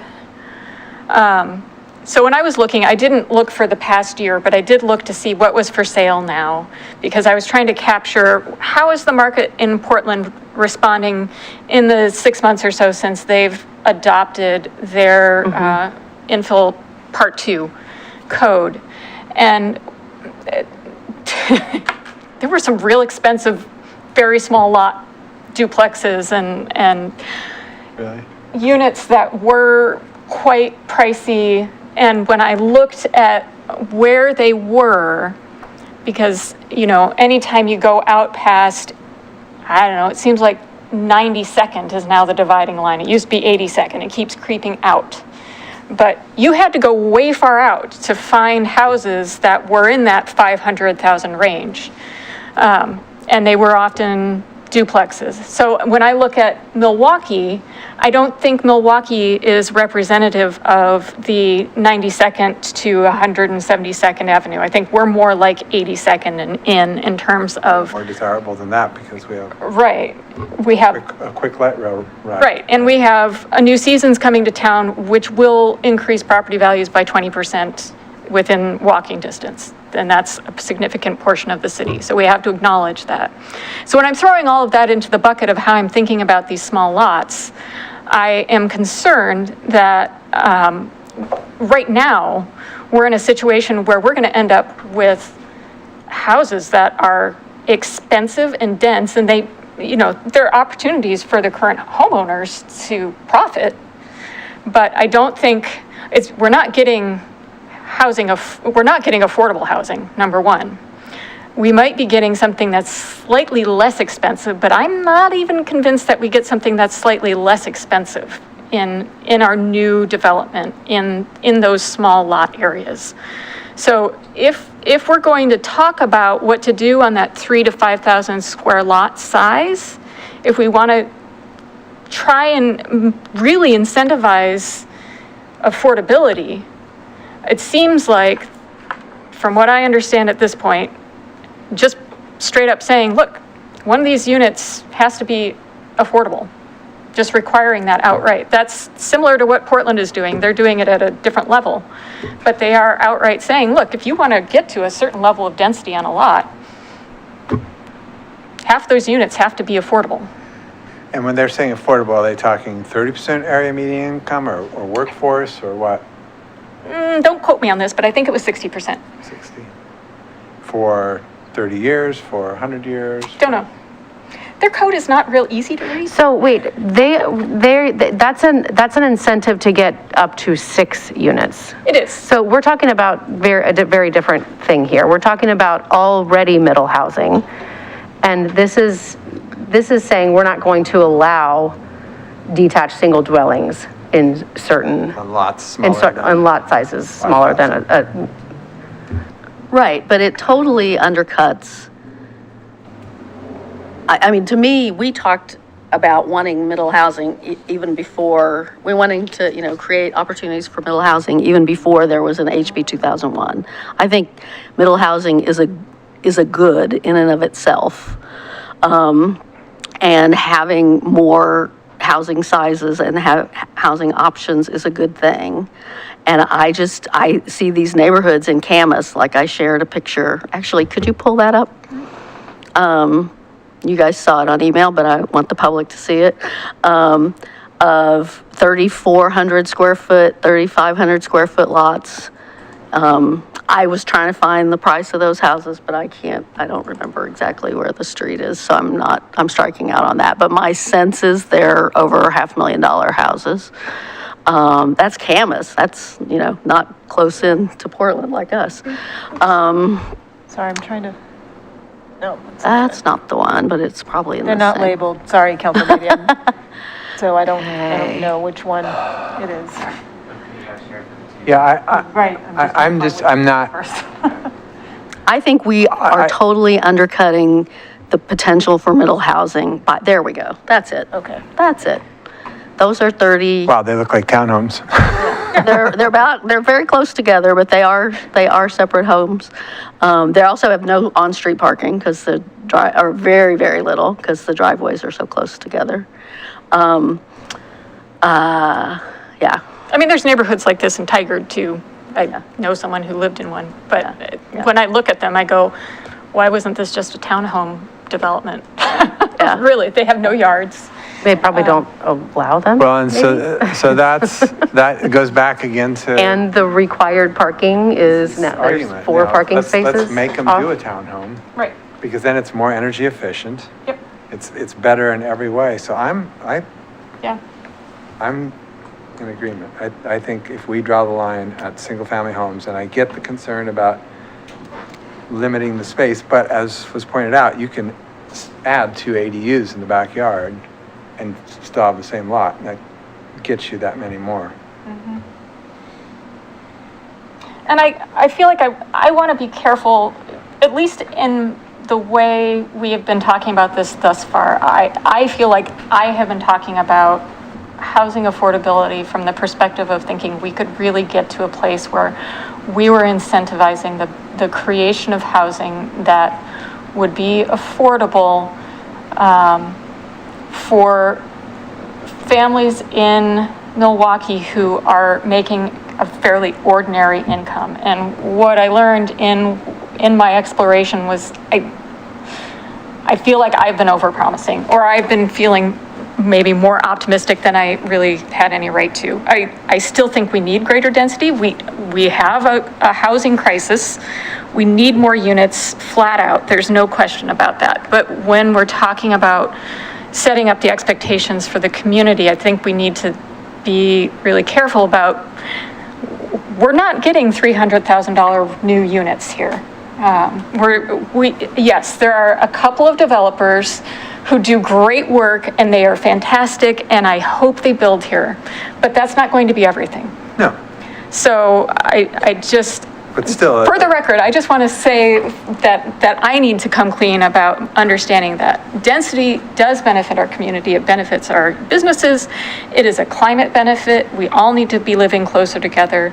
We will get some affordability out of it, but I think that oftentimes I at least have been sloppy in my explanation and thinking about it. So now Yeah, I do think, I mean, I think there is, we've had a lot of testimony about, affordable housing and, we work with developers and we have our CET to help promote that. But we shouldn't expect most of this housing to be affordable. No, it's gonna be someplace that an empty nester couple can downsize to, right? It's gonna be someplace where a young couple that has decent incomes but can't get they're not gonna be able to afford a $700,000 house, but they might be able to afford a $400,000 cottage, right? Or half of a duplex that comes in at $350,000 or something like that. So I do think it's creating that breadth of affordability. It's not affordable from the standpoint. We need a different term for deeply affordable. Mm-hmm. That's a completely different bailiwick, and that is not going to ever come from developers, ever. That is always going to involve public money. Yeah. Period. What happens to the existing single detached dwelling units that currently are on lots that are less than 5,000 square feet? Because we have plenty of them. We do. And when Non-conforming. Yeah. they become non-conforming, and so what does that mean then for when they want to do certain things to their homes? Is it always a variance process at that point? Nope. We have plenty of lots that are undersized in whatever zone they're in, right? It's not even about less than 5,000. It's just they're a 6,000 square foot lot in the R7 or something like that. They're considered non-conforming for lot size, and any development needs to meet the standards for the R7 zone, for example. So if you had a house that was on a 4,000 square foot lot, whatever they were going to do would need to meet the setbacks for that category, for the RMD. So they may have a slightly bigger setback than they might normally have for their size lot, but they don't need a variance unless they need to do something. What if their house burns down? We have in section 804 is our non-conforming development section. And if a structure is completely lost due to fire or some kind of catastrophic thing, you're allowed to rebuild to what it was before it was destroyed. You can't exceed the non-conformity that it was, but you can rebuild. If you purposefully destroy up to a certain amount, then you need a variance. But yes, but we have a section of code that accounts for fires and that sort of thing. And really what we're doing here is we're cleaning up a whole bunch of that, right? There's all those, we have a whole bunch of R7 that's under 7,000 square feet. Yeah, no. Road is full of it. When the 5,000 was those houses that you were just asking about are already non-conforming. They're non-conforming under the current code. Right. So this only does good for all those property owners. This only improves things for them across the board. Okay, yes. And according to the data that Vera gave me last time, that I sent you guys via email, we only have 5.4% of our lots are under 5,000 square feet. In those zones, in the whole city. in the whole city. In the whole city, Which is crazy to me. yeah. I feel so special.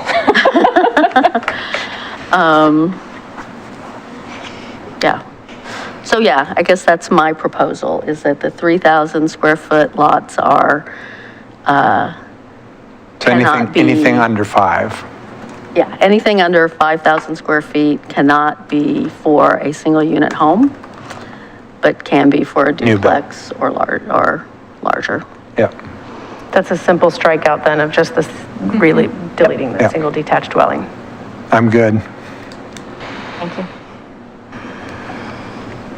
Not going to vote against the whole package for this, but I still have concerns. So if I may, I just want to make sure, so the table that we were all looking at, in the 3,000 to 4999 column is duplex, triplex, quadplex. That's all that's in there. And then everything else is the same going above that. Just want to make sure. Duplex, triplex, quadplex. Isn't a townhome also allowed? Townhouses are on 1,500 square feet. They have a Yeah, different lot yeah, size. And, so- and up, right? Well, all right, yeah.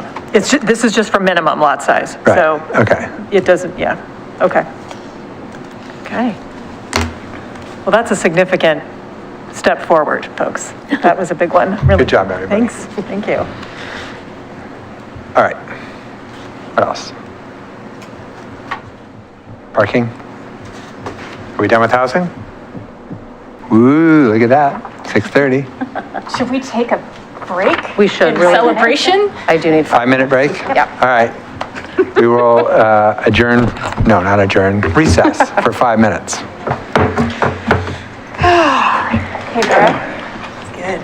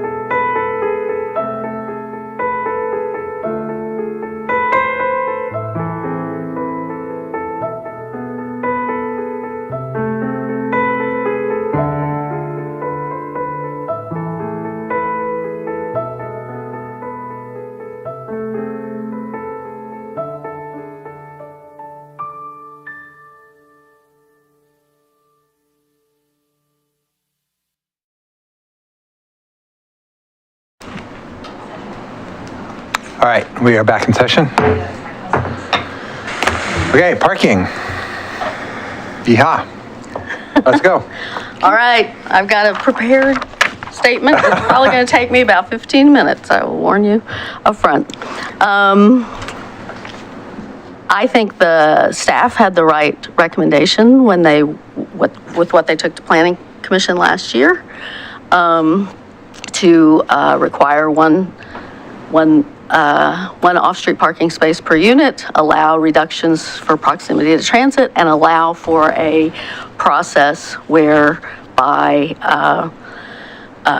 individualized assessments could be made on a given street. But the Planning Commission got waylaid by what I think was a very nonsensical calculation by Commissioner Joseph Edge, and I want to try and pick that apart along with a few other things. That was just such fuzzy math, and that it carried the day just boggled my mind. So his math was measure the it wasn't exactly buildable lots, but the capacity shown in our housing needs analysis of 765 units times 3%, which was a number out of HB 2001, and that came up with like 22 or 24 units of middle housing that would be built over the next 20 years. I think anybody who's paying any attention to any neighborhoods nearby know that's a ridiculous number. The number will be higher. Let me start with the 3% absorption rate number. Vera did some research on that, and I'm quoting from an email she sent me. According to DCLD, the 3% absorption rate provision predates DCLD's work on HB 2001 and middle housing. The provision was actually negotiated into the text of the bill prior to adoption by the legislature. And she gives me a cite. The rationale for that section was described to me as this. Some, primarily the Home Builders Association, were concerned about the land capacity implications of middle housing. Because a quadplex is now allowed on almost every lot, do cities get to quadruple their existing residential land capacity overnight? The legislature said no and capped the increase in capacity at 3% of further housing need or higher if the city can prove greater absorption through building permit data. That was really a negotiation about the urban growth boundary. Like if cities suddenly had all this capacity now, then that would be a reason not to expand the urban growth boundary, which would be of big concern and uproar to certain communities and Home Builders Association, et cetera. So that 3% number has absolutely zero basis in any real analysis. It was a political calculation to alleviate concerns of the Home Builders Association. Now let's look at the other side of his calculation, the 765 dwellings from our housing needs analysis. That also makes no sense as the basis for trying to divine how much middle housing we'll have built. First, we've had 150 single-family homes built since 2016, so that number isn't valid any longer. But even if it was valid, it makes no sense. We have over 1,700 lots that are 10,000 square feet or more. So these could make 3,400 lots of 5,000 square feet or more. If we reduce further to the 3,000, which we just discussed doing, and we still would allow for middle housing, those 1,700 become 5,100. So will we see 5,100 houses, 5,100 lots all be middle housing? Of course not. But that number is no more nonsensical a starting point than Commissioner Edge's 765. Secondly, contrary to his calculation and some testimony we heard at the last meeting, it is absolutely ridiculous to think we will not see smaller homes scraped off for replacement with larger homes. Many. So I have a slide there of a map off of Portland Maps of demolitions. If you could find that, that would be great. Many, certainly more than 50 homes have been removed in Sellwood in the past decade, and somewhat smaller numbers in Woodstock. In just a 5-block stretch of Southeast 19th in Sellwood, 10 very large homes and 1 duplex have been built in the past decade, where smaller, modest homes were before. So this map is residential demolition permits, in Selwood to the left, and, it's the city line, everything Right. north of us in Portland.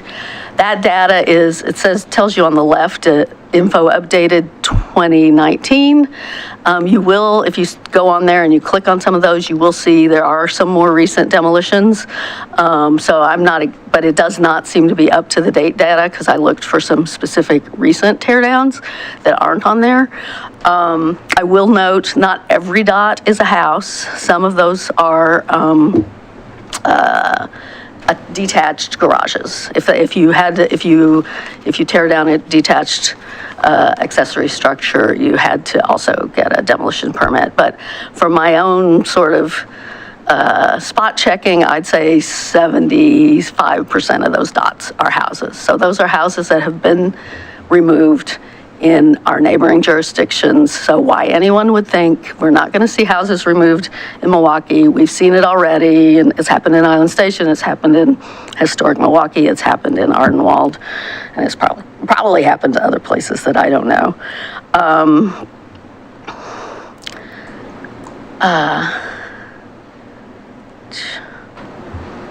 Okay, so here's an example, 2237 Southeast Wren, which was one of the pictures that was in the, that was in one of Vera's staff reports, sold for $210,000 in 2017.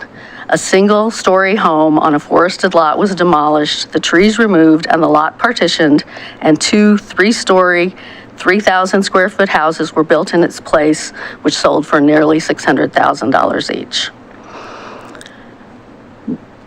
Will we have scrape-offs at the rate of Selwood? Hard to predict. Yes, Selwood has amenities and walkability that Milwaukie doesn't have, but it also has higher property values and far fewer obvious fixer properties. A couple hearings back, Renelle Coburn told us about 2 homes she knows of that are set to be replaced by triplexes in the Ardenwald neighborhood. Now there's a lot being advertised for cottage homes around a very tiny common space on Olson Street. As I noted before, I don't think that proposal would meet our code as we're discussing it. There will certainly be homes removed to build new ones. How many is unknown, but the number of scrape-offs and the subdivision of lots will increase. So that was Commissioner Edge's fuzzy math. And while I'm debunking information, we also have had some testimony indicating that requiring off-street parking will diminish the size of housing built. Absolutely not true. Our lot coverage maxes out at 45% with a couple of potential for raising it. So let's round it up to 50% for easy math, then deduct the required green space. There is still 15 to 20% of any site for hardscape, driveway, sidewalks, patios. There is nothing about requiring one off-street parking space per unit that will impact the size of units someone can build. The on-street capacity numbers from the parking study discussed at discussed a couple of hearings back, because I wrote this a while ago, have more legitimacy than Commissioner Edge's fuzzy math. But it's not likely that redevelopment will happen at the same pace everywhere in Milwaukie. It seems likely that sections of Ardenwald nearest to the Tacoma station and the historic Milwaukie neighborhood will be most impacted. Yes, there are streets where there is an adequate on-street supply of parking, but there are plenty of streets where there is not, such as the arterials and collectors discussed in the staff report, or very narrow, underdeveloped streets all around Milwaukie. And one of my favorite examples is 37th. If you go down 37th, next to Milwaukie Marketplace and the new construction, and as it heads into across Harrison, it's a fairly wide street, and you keep going a few more blocks past King Road and it's down to 1 lane. It doesn't even have room for 2 cars to pass on the pavement, let alone to have parking on 2 sides. Is that the right-of-way, or is that just what's paved? That's just what's paved. And also our new low-volume streets. I think I have a picture of one of those. You know, we have this, shared street design that we always talk about for 19th, but none of that's ever been built. But we have some sort of dead-end streets where we've allowed them to build this low-volume street design. And there's a block of that in the, yeah, that's it. There's a block of that in the Island Station neighborhood, and it's labeled no parking on both sides of the street. I don't know that it really had to be no parking on both sides of the street. It certainly seems like parking on at least one side would be reasonable. But that, we talk about building more of those narrow streets, and we have to think about the parking needs if we're going to add more parking there. We haven't done the work on neighborhood hubs and factored in the potential for more nodes of commercial activity and what that will mean for neighborhood streets. There was some really interesting testimony at the Planning Commission, I thought, about, or some comments from planning commissioners about EV chargers. Like if you don't have a driveway, you don't have a place to charge an EV, and are we going to have people running cords across their lawn and across the sidewalk out to the street? Also, where do people work on their cars? You know, people like to work on their own cars, and we're going to have them like out in the street working on their cars. In apartments alone, we have 1,500 new households coming to Milwaukie. We don't yet know what the impact will bring to on-street parking. That additional density may bring more bus lines, which will help reduce reliance on cars. But our parking expert told us we average 2 cars per household at this point. We can reduce parking requirements as usage patterns and transit options change in the years ahead, but eliminating the off-street parking requirement at this point for anything other than verifiable, affordable housing is unwise. I believe that staff had the right proposal in the code presented last summer. Require 1 space per unit, allow for modest reductions for proximity to frequent transit, allow reductions for verifiable, affordable housing, and create a process by which staff, with notice to neighbors, considers further reductions based on the reality of a given block where development is proposed. I think that was less than 15 minutes. Well, I did skip some. I did skip a few passages. Anyway, that's my view. I think, this idea that all blocks in Milwaukie are created equal and all have the capacity. You can, drive through Ardenwald and see one like Filbert, nice wide street, hardly any cross streets, lots of parking. And then, 2 blocks over, hardly any parking. Well, hold on. Go ahead. 2 blocks over in that neighborhood, there's parking is basically allowed on all the streets. People aren't necessarily parking on them, but I've got plenty of pictures that I'm not bringing up here, but there are plenty of people who currently are not using their own off-street parking, on-street parking, because they always, every single day, use the off-street parking on 29th, on the block away from Filbert, like you're talking about. I don't know of a single street in that area where it actually says no parking. People are allowed to park on most Harvey's of it allows over in parking. on the other side. We're talking about the low volume street. Yeah. Parking is allowed on all of those. But parking is already, we've heard some testimony, pretty oversubscribed on Olson Street, for example, around Milwaukie Cafe. Only within 1 block. I live there, I walk there all the time, and sometimes I even park there. That's an overstatement, if there ever was one. Well, we heard from people who said they didn't get their mail because the parking was happening in front of their mailboxes. My mailbox has been blocked on occasion as well, because I live next to the Springwater Trail and people use that area. I have also received that notice that my mail did not come that day because someone was blocking a mailbox. That does happen. We also have a program for parking if parking becomes a problem. We can also revisit this code if parking becomes a problem. for the station area specifically, we have an existing program where if parking becomes a problem, and if I think it's 60%, if the volume, then staff will consider adding a parking permit program for residents and their guests. I also want to explore your example a little bit, if you can help me understand. So on the demolitions of smaller single dwelling units, you noted that those were replaced with 2 single dwelling units. Yes. We still require off-street parking in code for single dwelling units. Well, yeah, we did in that case. Those are the ones that will be selling potentially for $800,000 and already are, and we require parking for those units. Well, yeah, we do because they were sold as single, they were Right. under our code. They couldn't, they could have probably built a duplex there, under our code, but you look at what's, gone in Selwood, like there's a duplex on 19th and Tenino, that's, I don't know if it has parking or not, but it wouldn't have to have parking under this code, and it was, there's just like that, like I said, that block of 19th in Selwood has had lots of new development, and they are largely building off-street parking.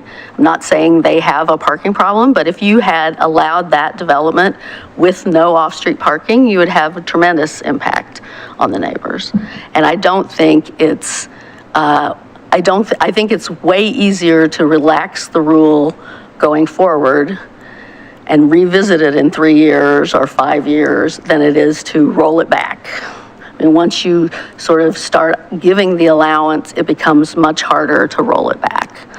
And that's a concern I have with several things in this code, but yeah. Can I make one more point before we move on? Well, no, I was just there was one of her points, I wanted to ask one of the staff a question, but go ahead. Sure, I also have another question for staff to clarify, because the state rules don't allow us to require 1 space per unit. So I'm not sure that was actually the recommendation from staff, because that's not allowed. Yeah, I had a slide, and that was, thank you, Councilor Faulkner, that the state law, it's less than 1 per, depending on the housing type and the size of the lot. So we would have to have a footnote within, if we didn't do the 0, and we kind of went with the minimum of the House bill, and that was an error on my part by not including that, then we would need to meet the House bill, and I can bring up that slide if that's helpful. So it wouldn't be a 1-for-1, That's the smaller lot. That's right, on the smaller lots, correct. And we allow all of that middle housing on the smaller lots in this proposal. So that we would not meet the law for fourplexes, for example, for triplex. You cannot require more than 2 parking spaces on a lot of a certain size, even for fourplexes. Correct. I'll bring up that slide. I emailed everybody the law, the rules. Peter or Natalie, could one of you come up? I have a question about EV charging, the EV charging program that we were talking about maybe a year ago with PGE about light pole EV charging. Whichever of you knows more about that. Yeah, I did a little Googling on that, I will say, and places are starting to experiment with that, but I don't think it's... Oh, we were talking about a pilot project or something, right? About adding EV chargers to light poles in certain places. I just wanted to if I could, just put a pin on what Councilor Faulkner was talking about. So this was the slide that I was referring to about what the number of spaces that we can require, and it is based on the housing type and the lot size for that housing type. So this is what would be, if we were meeting the minimum of the House Bill 2001, this would be what So this is the maximum allowed. Correct. Yeah. Total for the entire Right. product. This is what we can require, and Maximum that we can require. we can require, correct, Yeah. right. So just to clarify that, okay. Okay. Are you asking about the on-pole charging kind of program? Yep, we're still working with PGE on that. It sounds like they've just been experiencing some delays due to shipping and logistics in terms of getting in the materials. That's still something that we're exploring in the city, which is the ability to install EV charging, public EV charging on utility poles within the right-of-way.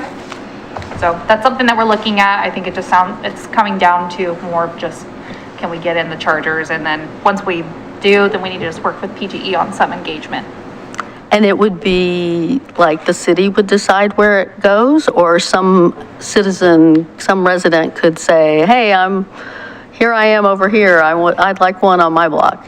Yeah, that's a really good question. Right now, this is just a pilot program where PGE took a look at just the location, particularly around multifamily housing where garages and such aren't as prevalent maybe. Also closer to a downtown walkable area, since it is, still a public charging station. They want to make sure that it can be used by as many folks as possible. So, the scale that we're looking at, this is just a small pilot program. I'm not sure, we haven't talked about kind of how PGE is looking at rolling out this program at a larger scale. And I will say that I think I was somewhere in the 30s, 2.5 blocks off of Southeast Division, and we parked, and it was this pilot project. It's just farther along in Portland, so it was a PGE install. It wasn't a private one that had been run out to the curb or anything. It was just there in the neighborhood. I don't know, I looked around and tried to figure out why this location and couldn't determine that, but there was someone parked there using it. So it could have been kind of let's see where people are using EVs in the neighborhood, and then let's stick one there and see if they do something with it. I'll also point out that we've got, I think 50 million is the number that we've got coming from the federal infrastructure bill for additional EV charging units throughout the state. I don't know how that's going to be parsed out. I don't know if it's going to be in residential areas or if they're really going to focus on the, primary transportation corridors. But we are seeing money coming to this concern. Yeah, I've been pushing on that process to have them, at least some of them, be put in apartment complexes or near apartment complexes, because that's what, 30% of the population, and if we're precluding 30% of the population from having EVs, it's problematic. So I think some of those problems are being solved slowly.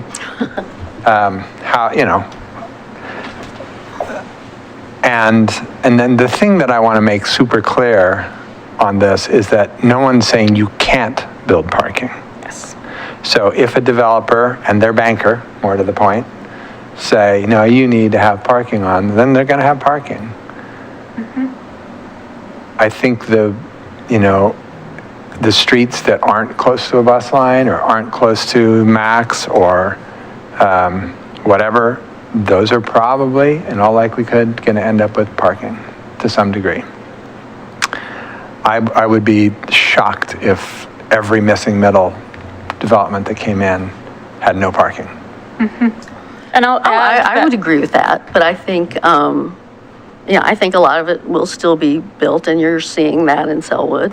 But all it takes is 2 on a block to blow the block up. You build one quadplex on a block, and it probably can absorb that. You build a second one down the block, you potentially have added 16 cars to that block. So I want to point something out here that I want to make sure the public knows that we've heard. And what I picked up on from the feedback we got around parking is that there are neighborhoods in Milwaukie where people feel there is already a parking issue. So to me, that says that we are already in a place where we need to start thinking about how we manage our parking in our residential areas. And we've got the parking permit program already, which is an opt-in sort of program, but there's also other ways that you can manage parking. I talked to our city manager and our community development director about this, and they said, yes, we are working on hiring someone who's going to look specifically at our residential parking, and she's going to tell me more. Yeah, so right now in our budget, we've known that this is a change in our community and that we're going to have to look at how it impacts the neighborhoods, but also our downtown core. We have a great parking plan that was developed by Layla Aman a couple of years ago when we were looking at changes with the Coho development and other developments. And we have some one-time funding that we needed to try and figure out how to expend in the next budget cycle. So we are planning on including in the budget a proposal around parking and an individual to help us figure this stuff out so that we're not just leaving people without answers and without somebody who can help figure some of this stuff out. So, And that person won't just be working on downtown? no, a big part of this has been, we've gotten some outreach from community members who are looking for the permit program. They then hear what both sides of the permit program are. They then decide that they aren't ready to go down that path. I think we have to have some of these conversations with the neighborhoods about, is this the right program? What does it look like? And all those things just take time. Plus we have the TSP, which is going to be a big part of the transportation discussion for us for the next 2 years. So it seems like it's the right moment in time. But I, of course, don't have approval for that yet. And I'm still haven't presented my budget yet, but that is a part of what we are looking at is bringing someone in who can help us carry this discussion and do things like contract negotiations and installation of paid parking and other things where appropriate and all that. So that is a part of this discussion, and I talked to Laura about it today. She was excited and felt like it would fit with these broader conversations we were having, and I think it's the right path. But you all have to approve that, so I can't tell you it's happening. You all would have to choose. Well, I was going to say, I lived in Washington, D.C. With a residential parking permit program for many years, and I definitely see pros and cons, and it would definitely be it would definitely have a staff resource impact to have to go down the route of a parking permit program. So, I mean, to me, let's require the one space now, and then when we've finished the TSP, maybe part of adopting the TSP is rolling back and changing it. But we don't have all that work done. And we do have blocks where people, I mean, we heard from a lot of people concerned about the parking. And frankly, I live on a block that isn't all that dense. The houses are on big lots and we have parking conflicts. So, I mean, I do think it's, I think we're creating a livability issue for our residents if we don't start out requiring the one parking place. I mean, one is still only, or what we're allowed to require. One is still not going to, one per unit is still not going to necessarily, I mean, we're still going to have parking on the street. Even even if we required what the state allows us to require. So what about the point that, what's the organization that? Sightline made that one curb cut eliminates one parking place. So you've now you've spent that $8,000 or $12,000 or whatever it costs you to pour a pad, and you've made the curb cuts, and so there's a place on the street that no one can park, but they're parked there. So you've really advantaged nothing, and you've taken away perhaps a place that a tree could have been. Well, except we're talking about 3, right? We're talking about a triplex or a fourplex. We're talking Right, about. depending on the lot So size, you've that's lost only one one. on the street and you've added 2 or 3 off-street. Plus, you know, that whole thing about mailboxes, then the mailbox can be close to the driveway and you've kind of gotten one obstruction, you know, I mean, yeah. I mean, the mailboxes are a real dilemma to me, and I noticed that at Keel Crossing, they built the mailboxes on the end of the block, like not a mailbox in front of everybody's house, and I do wonder if we're not headed toward that eventually. I see more of that, or if we get, enough of a problem that mail, they're gonna have to go back to walking the mail around like they used to do. Yeah, I don't see that happening. They do that in this neighborhood. Yeah, there's a few grandfathered people in my neighborhood who get it delivered to their door, but yeah, I don't. I mean, I think it's also really important to point out that where places like Sellwood and Division do actually experience parking issues is not because of middle housing. It's because of large commercial, like an entire area where those are not middle housing. It's large buildings with commercial uses on the bottom and residential uses on the top. We're not talking about that development. We're not talking, and that's a conversation for a later date. And I think that's where a lot of the parking management conversations will really play out, is with managing like those higher density areas, those hubs. Having lived in multiple places, in middle housing myself, I know from my own experience that, and even in places that have less reliable and less frequent transit than we do, there weren't even one-to-one in my fourplex that I've lived in. Like there weren't that many cars. Folks who rely on transit usually don't have cars. And what we're saying is, we're not saying you're not allowed to build parking. We're saying you are required to build parking, even for people who don't want it, can't afford it, don't need it.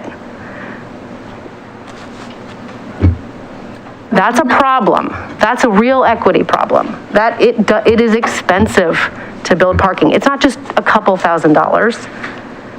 If it's inside, and especially if we're trying to meet the the canopy goals and the green space and open space goals, we are talking about taking space away from the unit to dedicate to a car. Yes, you are, because you have to you're not allowed, if you have to build a parking garage within Nobody's talking about requiring a garage. We're talking about requiring an off-street parking space. Yes, which In a if it's driveway. not inside the building, then that means it's somewhere else on the lot, which means you're taking either a tree or green space, correct? Also, if it's we also limit the height of a house, the height of a building so we have all these other limitations. We can't talk about these things in a volume. We have to consider that when you require an off-street parking space, which under our current code requires not only the space, you're not allowed to, it's not allowed to be in the front yard setback. It's got to be around or somewhere else. It can't be there. Did we not change that? That was something that was something discussed by the CPIC. And that's proposed to change. And that was in the proposal that It is in went this to proposal. That's what I thought. the planning commission So that allowed it to be in It the could front be yard. literally from the sidewalk to your house. That could be your parking Could be space. the traditional driveway, Yeah, which is where Without most a people garage. do park. Nobody's talking about requiring a garage. Nobody parks in their garage. We do. You guys are weird. People who have EVs often do. I do, when I need to charge anyway.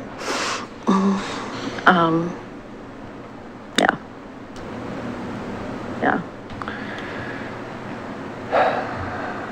I think it's, yes, it adds some cost, but it's not, somebody had $2,500, was one estimate I saw, and that sounded reasonable to me, having built a sidewalk and curb cuts, and Well, we having heard built a testimony shed. from someone who said it cost them about $7,000 or $8,000 to build an off-street parking space. That sounds more, It also depends if you're having to build sidewalks, if you're having to build street improvements already, Yeah. then the additional cost of building a driveway is going to be very marginal. If you're not having to build that, then it is probably. And if you don't have to build any of it, then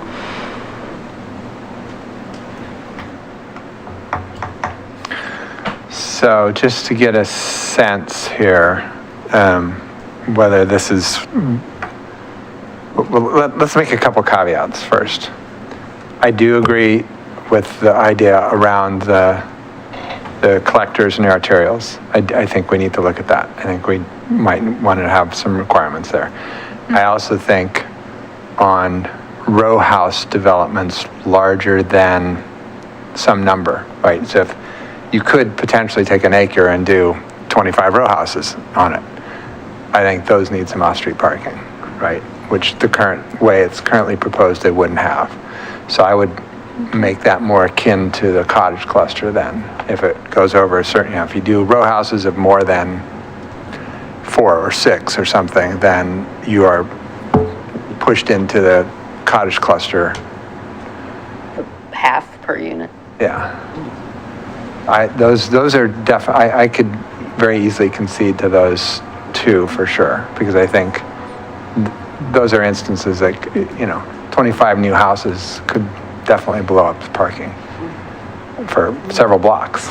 Yes. So, And like we have one, right, that's going to come in on Johnson Creek Boulevard where there's no parking.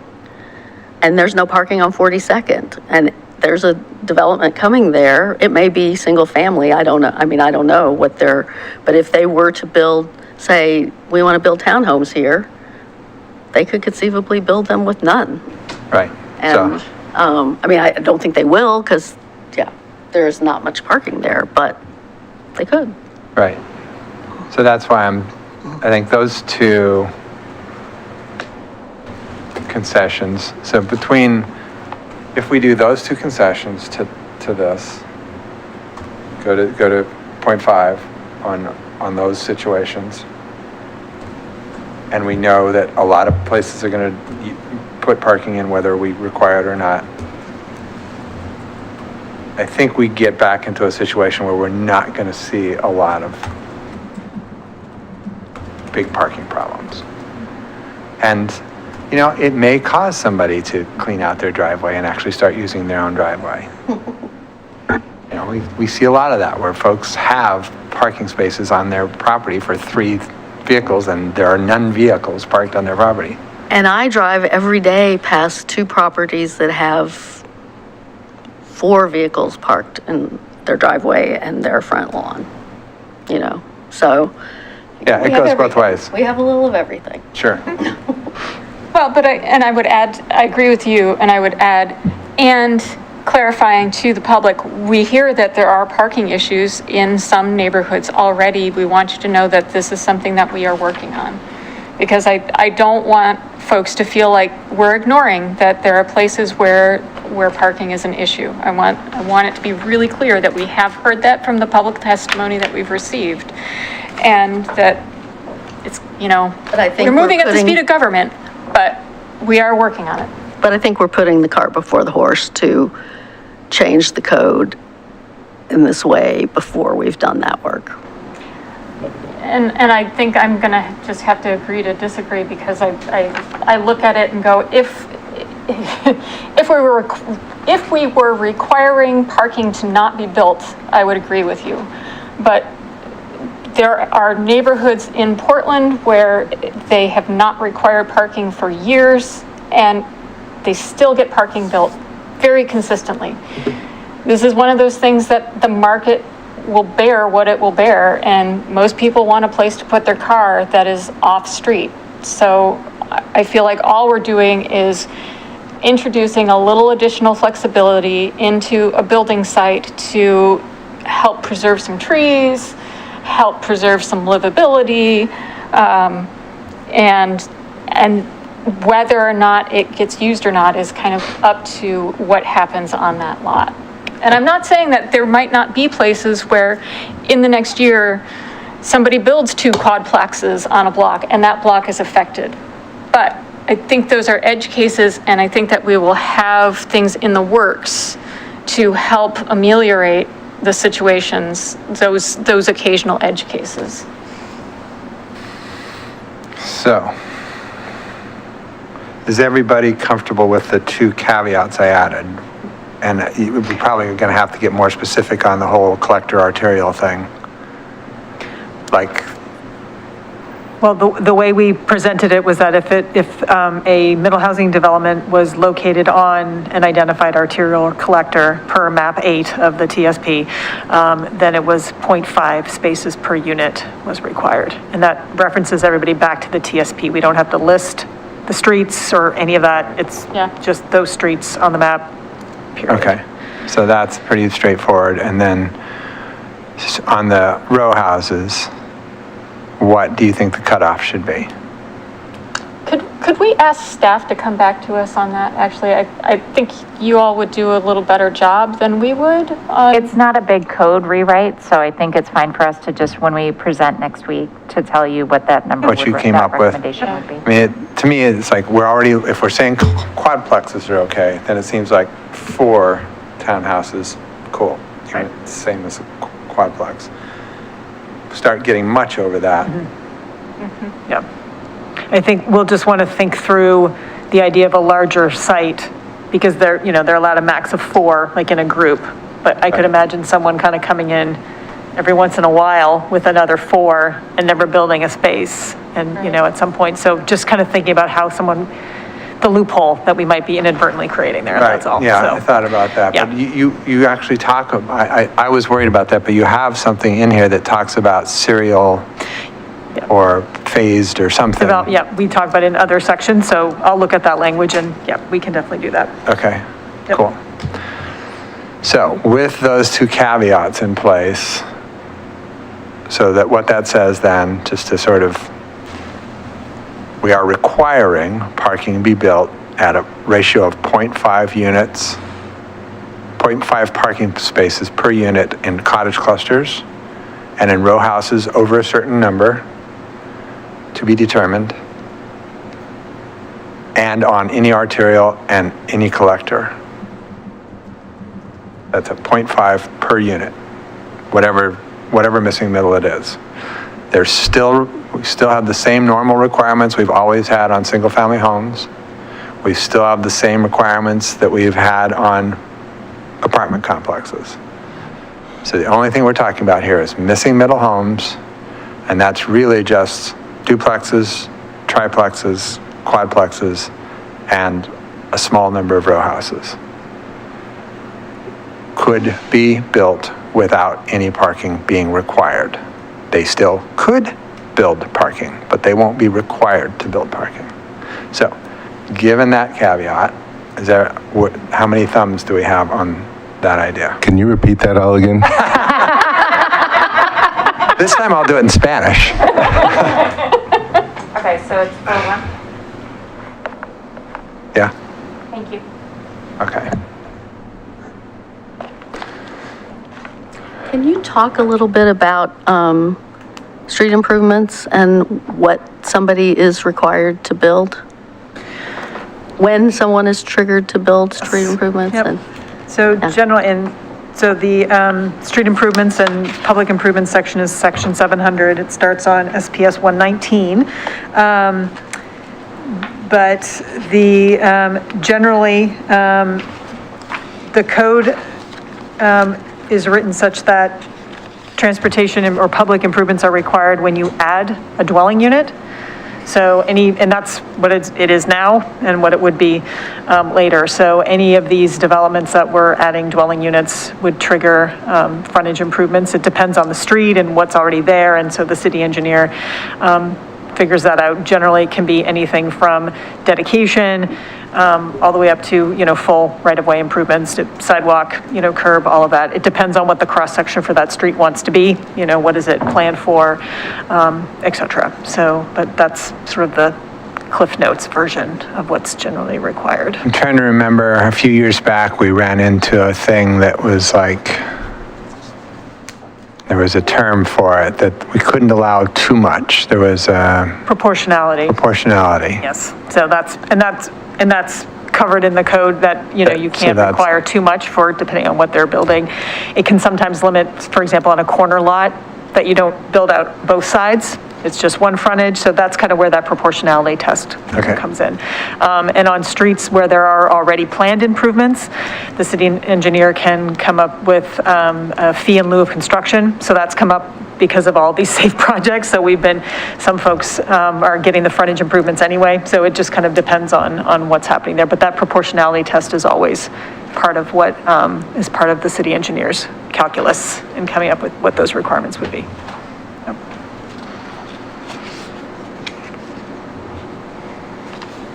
So is there any more on parking? Okay, so. Oh, could I just add one, sorry, because we were talking about the frontage improvements and so on, I just want to add that we added as part of this with work with the city engineer, the flexibility to be able to add the street parking as being angled parking, if that makes more sense on a street. So if it's a more efficient use of space and to be able to create more spaces. So we built in additional flexibility on design of what, it doesn't always have to be parallel spaces. So we've talked about that quite a bit with the city engineer. So I just wanted to note that as well. Well, and I think there's a potential there for some, the mayor's favorite topic, chicanes. Like using pockets of angled parking with maybe some giant concrete planters. Yep. And then swooping the other way and, No, I think for the low volume streets, that creates a real opportunity to make streets that people will drive slow on and kids can play on. If we could also just, side note, angled parking, reverse angled parking is so much safer for people. So if we could maybe consider areas, maybe even in our downtown. If we're gonna do angled parking, do it in reverse. Yeah. what do you mean, back When in? you back back into an in. angled parking space, you actually have much better visibility of like bikes and oncoming vehicles. But most of our angled parking is required because of the way it's directed, that you go front in, and it makes for a more dangerous situation for other users. Yeah, I've been in a including- couple cities where they did that, and it's weird, like the first time you do it. But you get and then used to after it. that, you're just like, wow, this is actually kind of cool, because you know there's nothing there, right? But when you're backing back out, it's a good idea. All right, so we're through parking then? On to trees? I think we're through. Trees. Tree team. Thank you very much. Sorry? Oh, yeah, we need to close this, Oh, yeah, sorry. or continuing it. Or continue. Do we have to continue? Yeah, it is continue. Why am I out of order here? Public hearing. I move to continue the hearing on, oh wait, Yeah, they're it's okay. housing and parking. Comprehensive plan, housing and parking code amendments. Is it the correct file on here? File number ZA-2021-02 or 002 to April 5th, 2022. A second. All right. Very thorough. It has been moved and seconded to close the public comment part of the hearing on the proposed housing and parking code amendments. File number ZA-2021-2022 to April 5th, 2022. All those in favor? Aye. Aye. Opposed? None heard? Hearing is... All right. Now trees. Let's see. The public hearing on the proposed tree code amendments, file number ZA-2021-002 is called to order. The purpose of this hearing is to receive a staff report, take public comment, continue council deliberation, and continue the hearing to April 5th.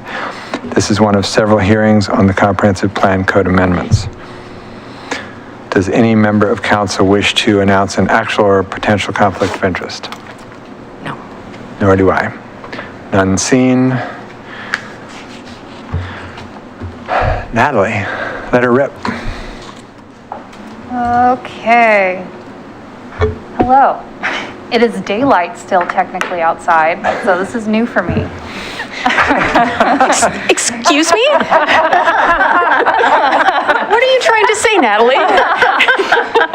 Well, hi, everyone. So I'm Natalie, the Climate and Natural Resources Manager, and I'm here to bring back tree code. So, we've talked about tree code in the context of the development for the housing and parking code, but today I'm going to essentially open it up for both the development tree code as well as the residential non-development tree code.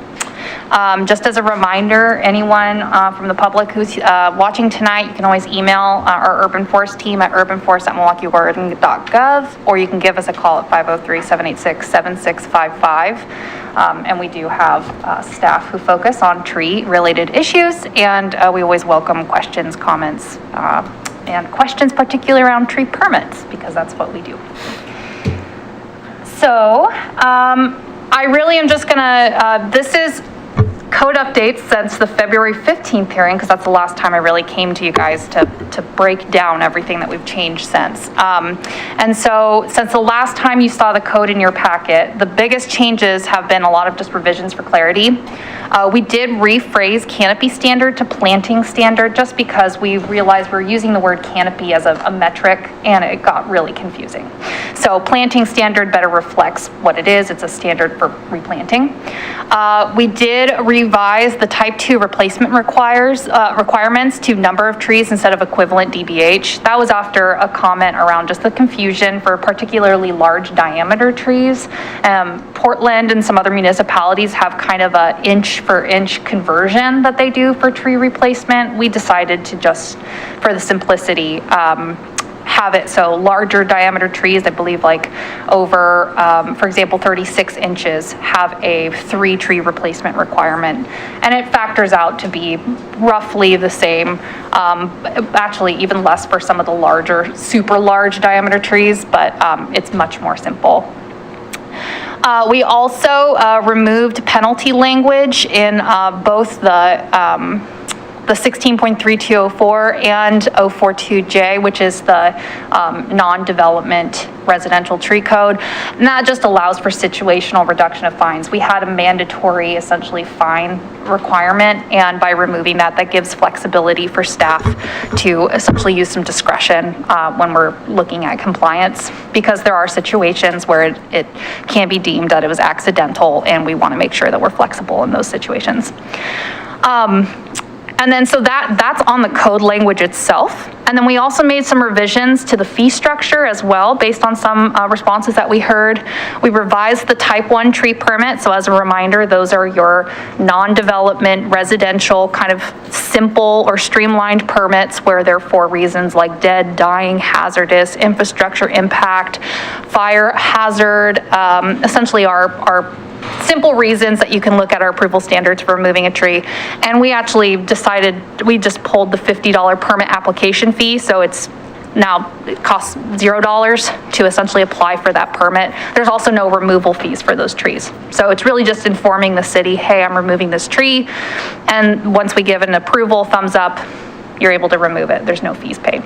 And does that include the, 1 per year?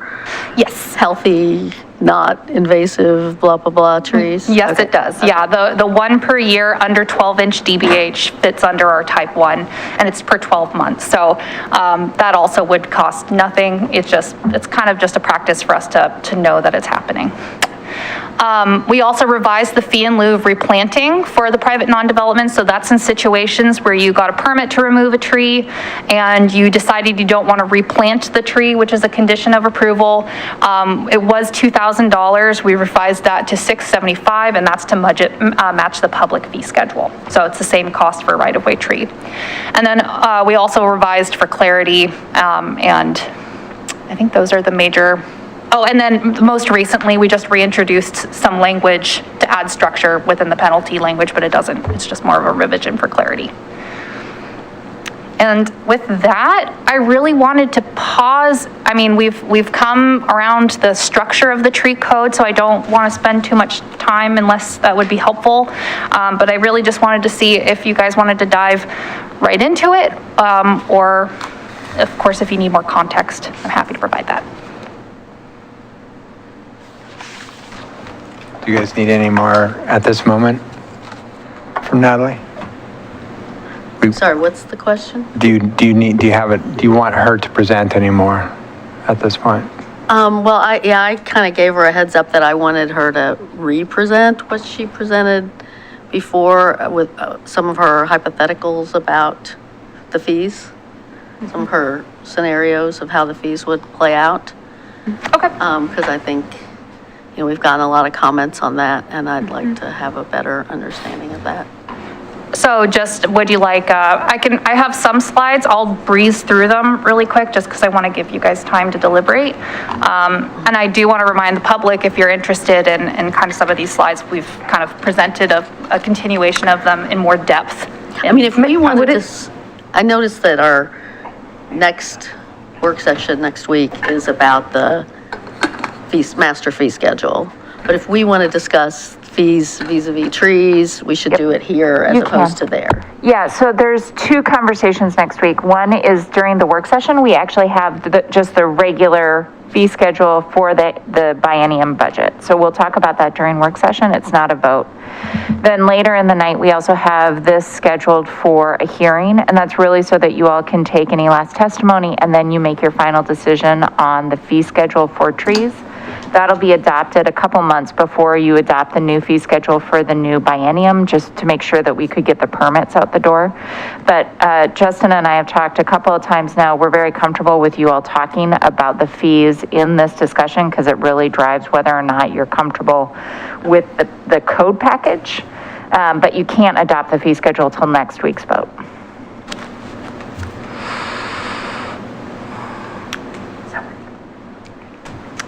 So would you like me to run through some examples, or it's really just, it would be an overview. If other of the people have last other presentation. questions, take them first. I just want to do that before we wrap up. I just want to have another. No, I think it's good. I know that there's more questions about fees from a lot of people, so this is probably a good, I think. So since we aren't really deliberating on the fees themselves, we don't necessarily, because we don't need to do what we did with the housing and parking. No, Okay. it's a different type of hearing, honestly. So the fee schedule hearing is, it's not a land use hearing. It's just got fewer restrictions on it. We just need to make sure you actually vote in that hearing. So having discussions tonight that influence your decision on that date are okay with both Kristen and with me. Okay, so I'm just going to run through just an overview. This is just slides I pulled from past presentations again. I think there's presentations on, just for folks listening, on January 18th, February 1st, February 15th. And I think I submitted some for March 15th as well. Can I make a suggestion again? Kind of along the same lines as what we just did with the housing and the parking code. I'd hate for you to have a bunch of questions about Natalie as she runs through this, and then you guys want to grapple about it, but we can't because we're not in deliberations, right? So maybe it makes sense see if we have any public testimony. I don't know that we have anybody who wants to testify. Well, that's why I was kind of wondering, but because it'll take twice as long if we ask questions and then we deliberate later. Yep, got it. Let's just dive in. Let's do it. We have nothing but time, Justin. It's daylight out still, right? I know, really. We got all night. So have we received any additional correspondence on this topic? Okay.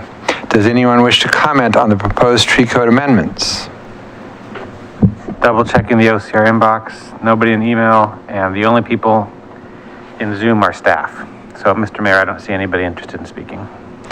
All right, then I won't read that whole paragraph.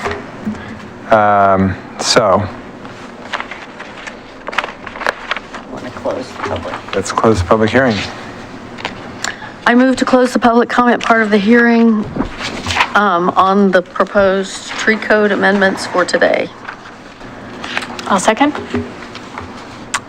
Has been moved and seconded to close the public hearing on the proposed tree code amendments, file number ZA-2021-002 for today. Is there any further discussion? All those in favor? Aye. Aye. Opposed? None heard. Public hearing on the proposed tree code amendments, file number ZA-2021 -002 is called, no, sorry, wrong thing. Please don't open it again. Went the wrong way. Public comment part of the public hearing on the proposed tree code amendments is closed.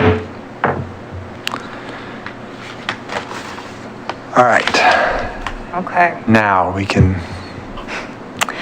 So, just to refresh memories on, this is for the residential non-development. Non-development tree code is only regulating trees over 6 inches in diameter at breast height.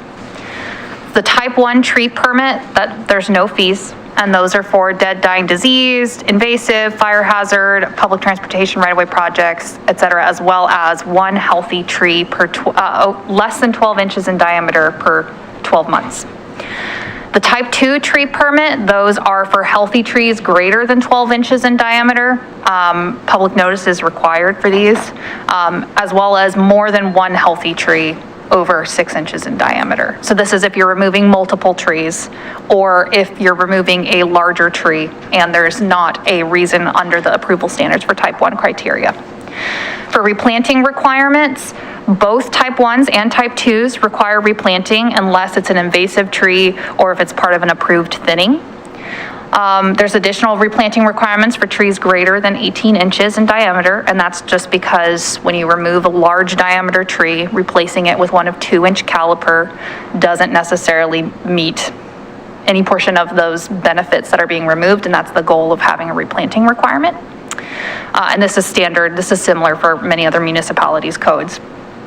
And then, as I mentioned, there's an exemption for invasive species or approved thinnings. And then for folks who do not want to replant a tree, there is a fee in lieu. so, and where does the orcharding work fall in all of this? So orchards right now, so only commercial horticulture or agriculture trees right now in our code are exempted. Trees that are an apple tree that's in somebody's yard in our code right now are not exempted. Okay, And we went back to tree board and we discussed it with them to float this, and they preferred the way that it was drafted as you see it in your packet. so, but if you had 10 trees in your 10 apple trees in your backyard and you were doing If you had 10 apple trees, is that what I'm hearing? Sorry. like, so there are I mean, that's happening around town. There are people that Yeah. are contracting with a local cidery that they've planted a bunch of apple trees in their backyard and they're providing apples, and at some point, they're probably going to have to do work on those. So we do have it for commercial agriculture production. So I guess in this situation would be maybe somebody who purchased a home with an old orchard on it. I suppose, yeah, I mean, so I guess that then is the question of what defines commercial. And that's the difficulty because, I mean, I think we have essentially said business license or business registration is kind of how we would check it on the staff side, but I would leave it up to you to decide at what limit you would like to place it, if you'd like to exempt any fruit-bearing tree, keeping in mind that could include a wide variety of nut and fruit trees. It's just very difficult to draw that line in the sand, but we're happy to take your suggestions. I'm sorry, and the question is arising in what context? What are we proposing to do with trees? When you are orcharding, like you're growing trees for fruit, you will have instances where, say, you'll have a couple trees that aren't producing well for whatever reason, and you would take those out and then replant trees. So I'm just trying to, that would be standard sort of operating an orchard area. And I'm just trying to parse where that's going to land in all this. Because it just, and it's only because I know of a handful of people that are doing it. I think, I think those are like exceptions, like you said, a handful of people. And I think, when those do occur, Natalie did mention, we might look for a business license, but we'd also ask that property owner if they are using it for commercial purposes, and they're selling their apples to a cidery to provide an invoice or something like that to show that that's what they're doing, and we can probably make the exception that way. Okay, well, as long as it's clear in the code and, 10 years from now, it's not you two sitting there, it's somebody else. So as long as there's some clarity in the code around that. Okay, Thanks. perfect. Okay. And so this is just an example of a type 2 removal that I've shown in the past. So this is a 13-inch diameter healthy tree. It is in somebody's front yard. They're choosing to remove it because maybe they want their front window to get more sun. So right now, how it would work, and I apologize, I don't know if I can move this right here. It would be a $50 application fee. And it would be for the 8 to less than 14-inch diameter at breast height, it'd be $100 per inch, which means that this would be $1,300 for removal. And once again, this tree was being removed not because it's dead, dying, hazardous. There's no infrastructure impacts. This is for an elective removal. And they have that fee plus a requirement to replant. Yes, though they can choose to pay a fee in lieu of replanting if they so choose. And replanting is not, it's just based on the site, so they'll work with our urban forester and the permit to point out where they're going to be replanting it, and then that's a condition of approval for the permit. So there's no good or bad place for me to bring this up, so I just have to say it here. It drives me crazy that throughout this entire code, we're using DBH. I don't know about the rest of you, but I don't have a set of calipers at home that is large enough to tell me the DBH of a tree. So can we please, particularly in these places where someone is trying to figure out how much it's going to cost them to do something, include a circumference measurement? Because I can take a dress tape measure out there and measure. Yeah, but the expectation, unless we're going to mail everyone in town a caliper. Well, it's a fairly simple math problem. I know it's a simple math problem. People need to be able to access the code. The way you do this is to just wrap something around it. That's all. I'm just asking to add the circumference measurements in these places throughout the code where it's a price point, where someone's going to be going, okay, I don't know, is this a 6-inch DBH tree or not? That's going to affect what I think I want to do in this space. I'm just asking we add. If I may. So you just want to, so like in parentheses, Yeah, right. is this circumference? Right, because this is part of what frustrates me so much with this code, is that it is so inward facing. It is very inaccessible for the average homeowner.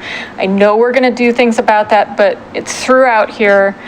We have asked the public to participate in a comment process where they don't have the transparency, they aren't being given the tools to really understand what this means in easy language. And we are regulating private property, and it frustrates me that we've created that barrier in the way we've presented this information. Okay, end of my speech. I've said it before, I just had to say it again. I'm better now. Thanks. So, no, that's a great point. And diameter at breast height can be complicated. And it is complicated because we have a organic structure like a tree, and we're trying to put a simple math measurement to it. There are resources available that we'll be working on, like how to measure tree diameters.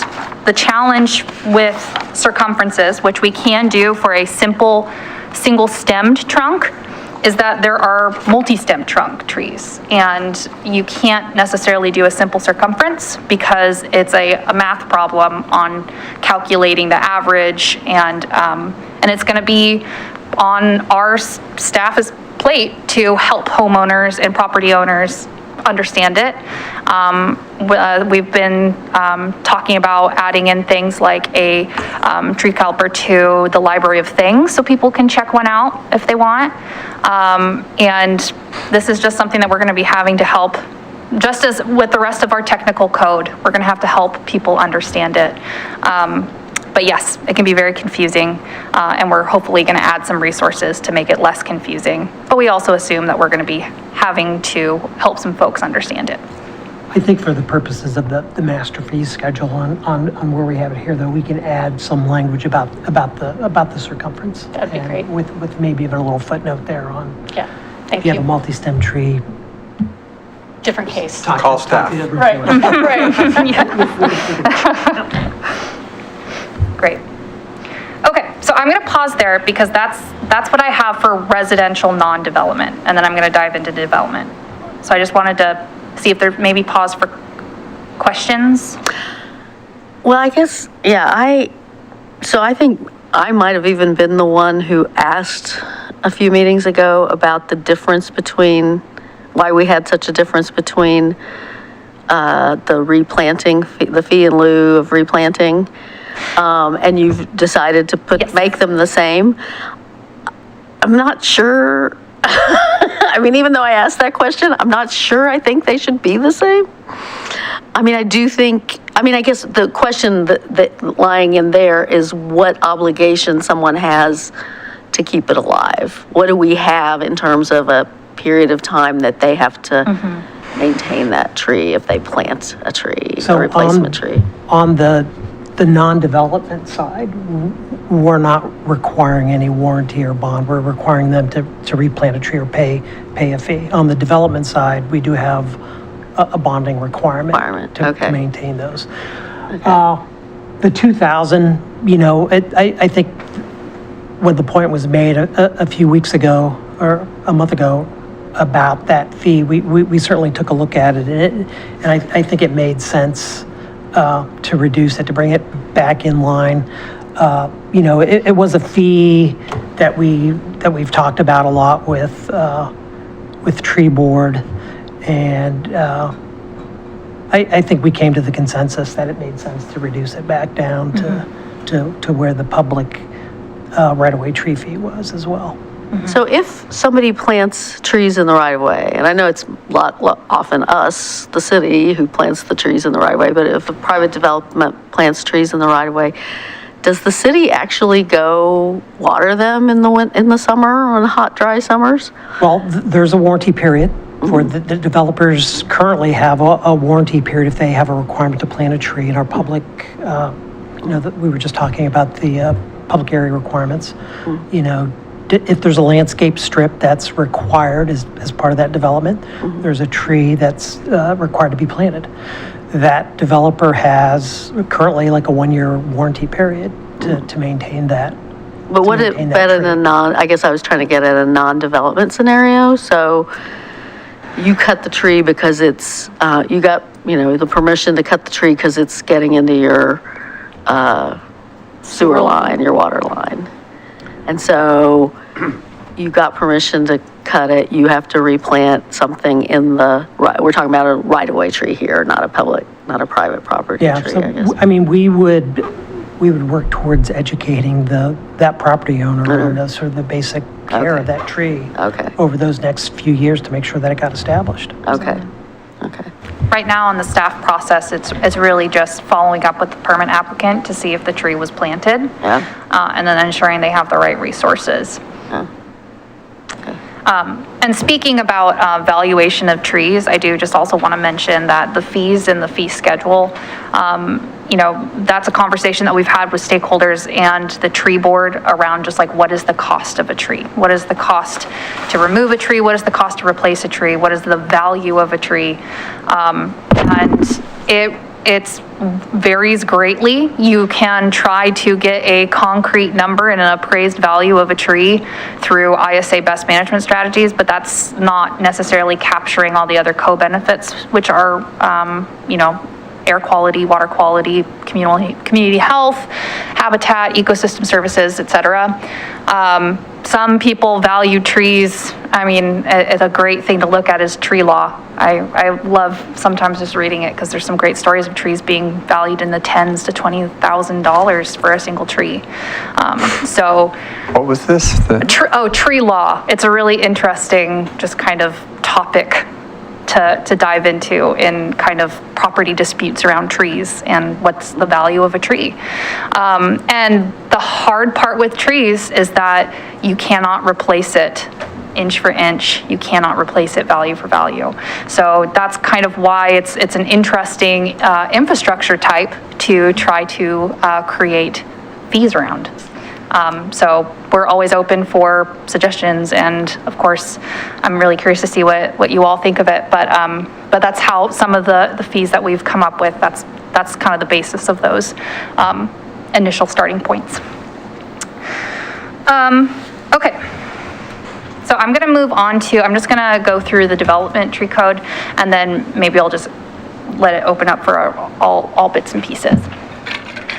So I'm not going to really go into these examples just because I've given them a few times, but essentially our preservation standards, that's just keeping trees. So we want to make sure that folks are keeping trees. We understand that trees will need to be removed for development. And so what we did is we set up these mitigation tiers. And every tier you dip into essentially imposes a mitigation fee, hopefully to encourage folks to think about their site design ahead of needing to remove any trees to see how they can minimize the mitigation required. So we have a mitigation fee in our fee schedule set at $4,000 per tier. This is the same for each tier. Affordable housing has a $2,000 mitigation fee instead, but the same essentially brackets or tiers. And once again, this is of course going to be very site dependent, and we're going to hopefully work with the developers to take a look at their site. But we're hoping that this encourages folks to choose preservation and flexibility. An example of how this works, we have a lot. Once again, this is very illustrative. Please don't take out a ruler and measure anything. We have a lot, 5 trees on it. They're hoping to site a new unit where trees number 3 and 4 are. You take the existing canopy total. So for this site, we have 3,466 square feet existing canopy, which is about 35% lot coverage of canopy. And then, I apologize, once again, we gotta move this. And then you take essentially what trees you're keeping.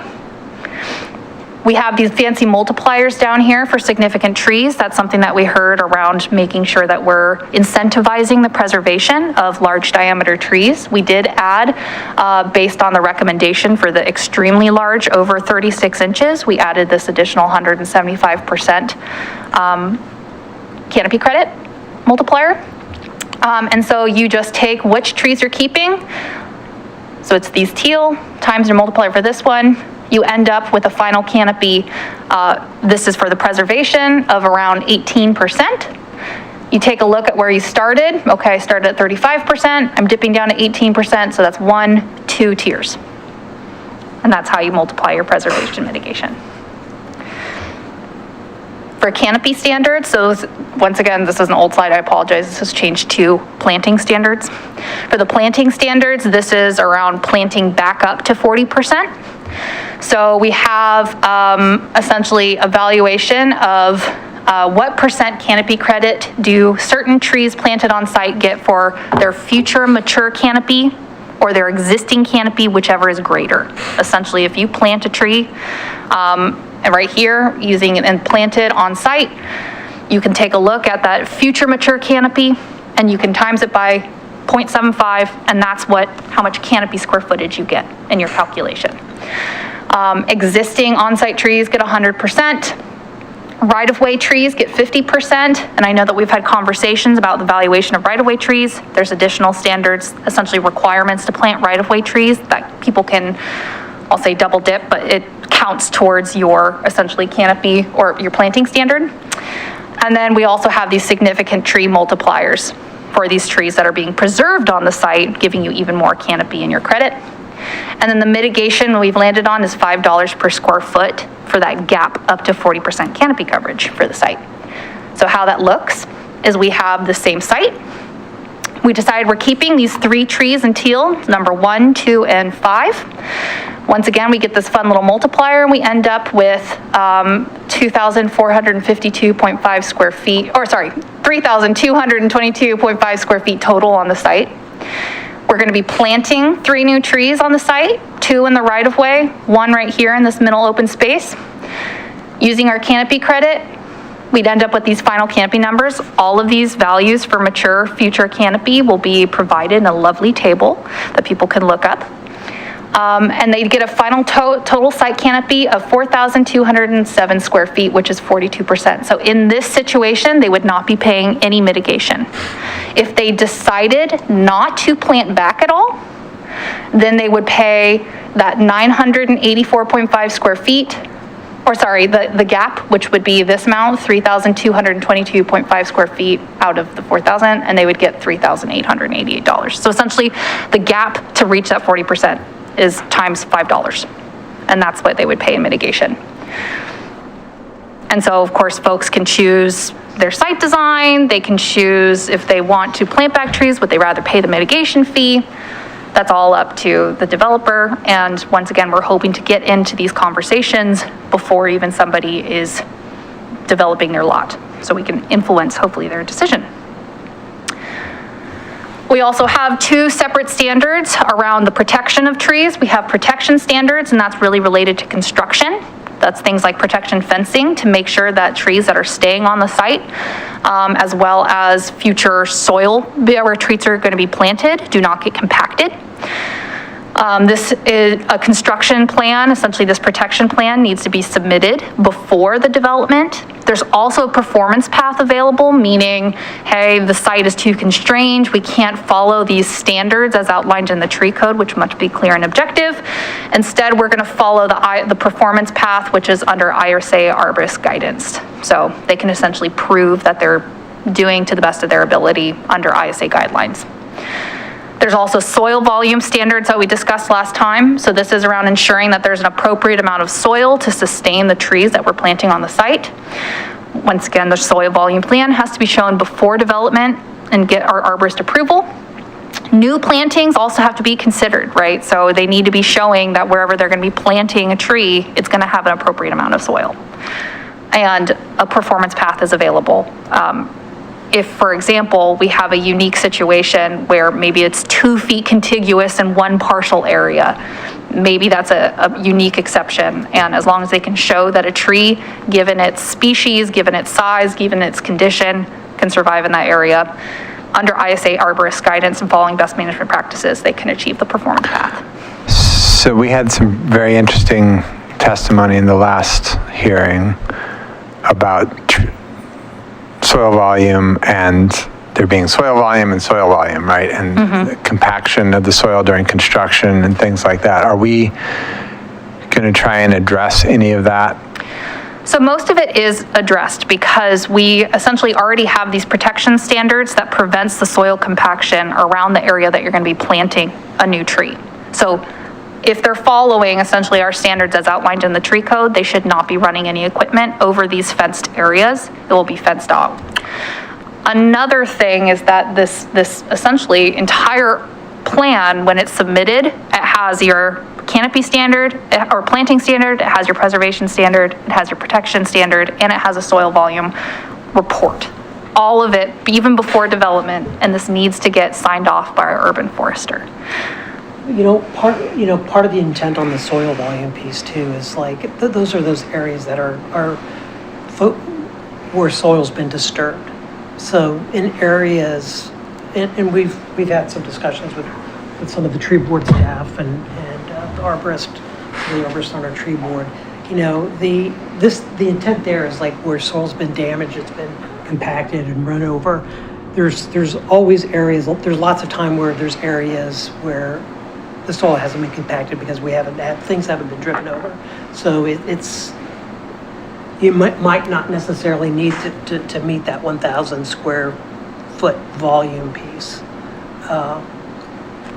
And you'll fall under sort of that performance path piece that our arborists would provide those guidance and considerations on. So did I just understand what Natalie said? Like I knew we had protection standards around existing trees, but you're saying we also have protection standards against where the placement of the replacement tree is. Well, it's not the protection standards, but if you're going to, replant a tree in an area that's been disturbed, we want to make sure that the developer's gone back in and prepared and provided enough soil for that, soil for that tree to survive, right?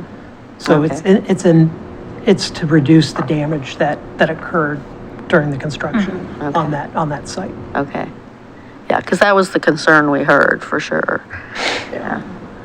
And there's many situations, I mean, as a reminder for folks listening, the residential development tree code only gets triggered with the additional housing unit or subdividing the land. And so there's many situations where no trees will be disturbed because an additional housing unit might be in a garage or it might be in a basement. In which case it's just a really simple, yep, we're not disturbing anything. Or if there is going to be construction equipment, we just need to follow that performance path to make sure that there's the appropriate measures. So if there is a tree that happens to be in the way, it does have some fencing around it. So I think I've been confused about this in the past. So someone's doing a garage conversion. Will you still have to have a certified arborist come out and look at your property and make a plan and all of that if you know that there's not going to be any soil disturbance associated with that construction? In our code right now, as it's written, yes. I would like to change that because I feel like garage conversions are pretty straightforward and a low barrier option for people to create actual affordable ADUs, and I would like to do whatever we can to encourage that kind of development. And I think those are the kind that are going to be most likely to be taken on by your average homeowner.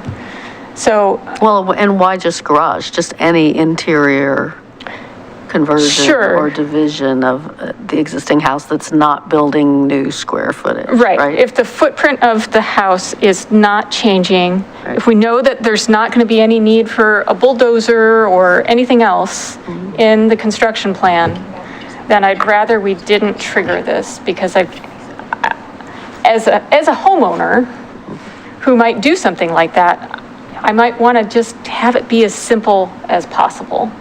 So I feel like we may be disincentivizing people from doing something we really want them to think about doing by saying, oh, by the way, you've also got to come up with this whole tree plan for your property now.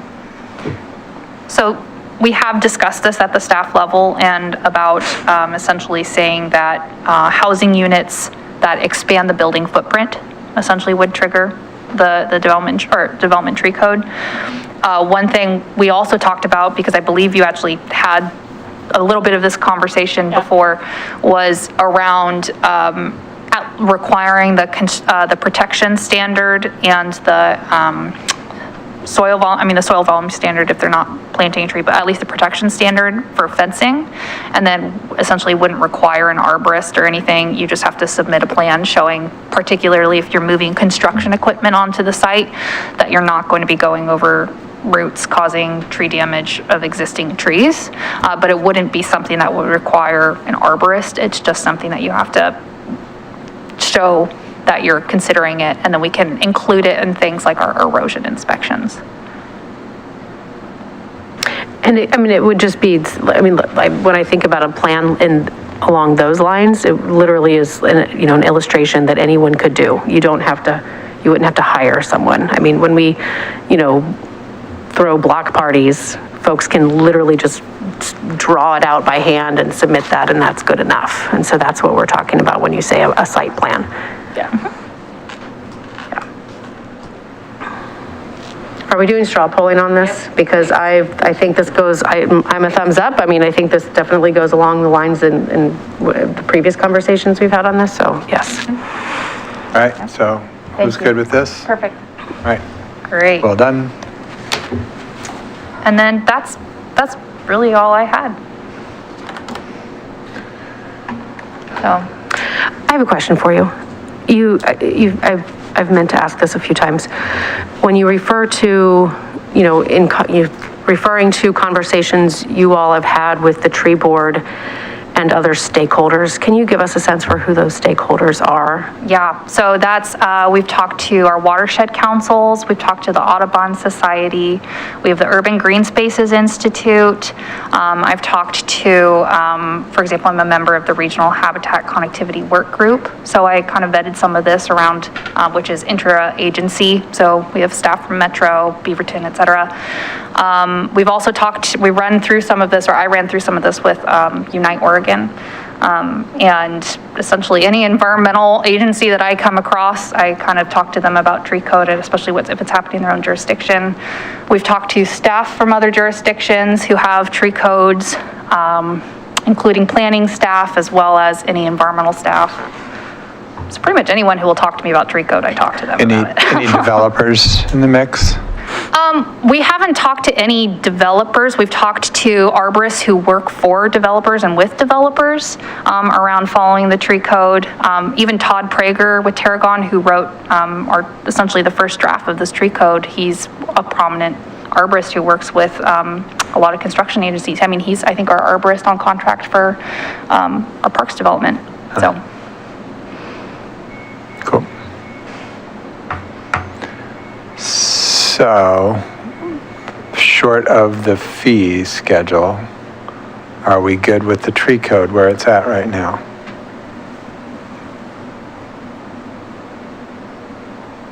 I guess part of my, yes, except for maybe there's one point that might be responsive to our conversation, where we end up in conversations with, about the fees. Because one of my concerns is putting a number on a tree when certain trees are very different from other trees. You know, I'm thinking about the difference between a 36-inch white oak versus a 36-inch Doug fir. And we have things in the code that refer to rare or threatened trees, but then, and I guess I'm wondering if do we need to either expand that, or I think this really follows our conversation about the fee schedule. So I'm not really sure I have like a proposal right now to even run by you, because I think it's gonna maybe, like, depending on where the conversation goes about the fee schedule, I might jog some ideas for me about some of the things that are in the code. Well, if I can maybe add something to the discussion there. So when we originally had developed the first iteration of the code, anticipated we were going to have lots of different tree lists, priority tree lists. And as we, worked through that first iteration and tried to envision what those lists were going to look like, and the way that we had that structured in discussions with the consultant, Todd, and the tree board, those lists ended up just being like pretty much all trees except invasive trees. And partially because I remember Gina Dake, who's an arborist for City of Portland, and she's on our tree board. She made great points that you have a beautiful Doug fir, and it's in a natural resource area, and it's perfectly happy where it is. That Doug fir might not be the same as a poor conditioned Doug fir in a parking strip that is suffering in the hot summer. And so making kind of a sweeping of all Doug firs should be saved actually makes it more restrictive and less ability for us to be maybe more discretionary on choosing which trees. Same goes for trees that are in stands. So if you have 3 trees clustered around each other, that might be better than a single tree by itself. But what if that single tree is an Oregon white oak, and then now you have 3 clustered Doug firs versus 1 Oregon white oak? So when we were looking at priority lists, we were fleshing them out. Okay, well, does this tree fit in this priority list? Well, maybe we'll do a climate adapted priority tree list. And then that gets into, okay, well, are we going to be changing this every 6 months as we see more trees being popular even in nurseries around us because they're doing better? So it just became cumbersome and a little overwhelming at the staff level to look at making a multitude of lists. To the rare and threatened tree list, those are a little bit easier because we know that there's both culturally and kind of ecologically important tree species in our area that we can flag on a list. So it's almost like we can work it from a red list versus a white list kind of a situation. And of course, those lists we can always modify as time goes on. City of Portland changes their street tree list, and I believe even their yard tree list pretty frequently, depending on actually their canopy inventories and what species diversity they're seeing in their community. So it's something that we can play around with. But just the overall structure of maintaining quite a few lists can be a little bit daunting from the staff side, but it's definitely something we can take a hard look at if it's preferred. So you said something early in your presentation about pulling some code out so that there would be more staff flexibility on. That was for penalties in particular, so that's for the illegal removals. If there is a situation where somebody, say, is on their driveway and they're backing up and they back up into a tree. And maybe to clarify that, so it wouldn't necessarily be the staff, but it would give the judge more discretion on how we removed language that said there's a minimum fee associated, and it has to be the amount of the permit fee, the removal cost, and the violation. So we remove that language that allow, in those circumstances where a tree is removed unpermitted, the judge some discretion on. For example, if you're backing up in your driveway, you hit a tree, it's now, it was a huge tree and now it's dead, and it really was truly an accident. In those circumstances, which once again is up to the judge, thank goodness it's not up to me to make that decision, but it allows that flexibility.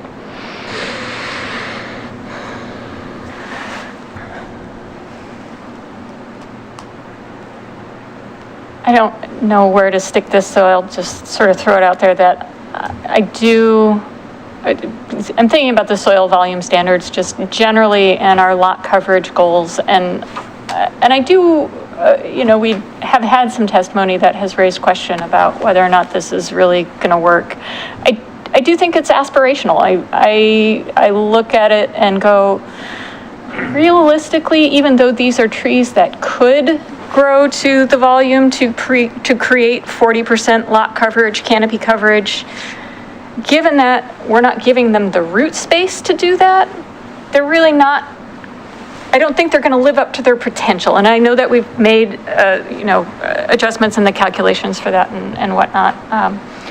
So I guess I just want to say goals are aspirational. And if we don't aim for what we want to see, then we don't get there.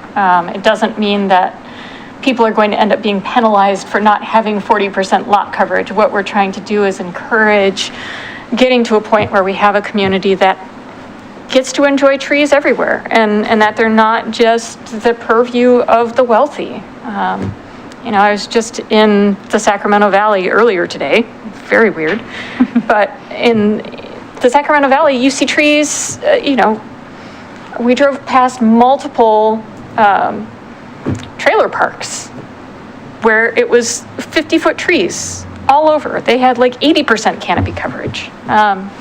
So if we start with a goal that gets us somewhere closer to what we need to see all of the follow-on benefits that go with 40%, it's not an arbitrary number. I know the public maybe needs to be reminded sometimes that it's really at 40%.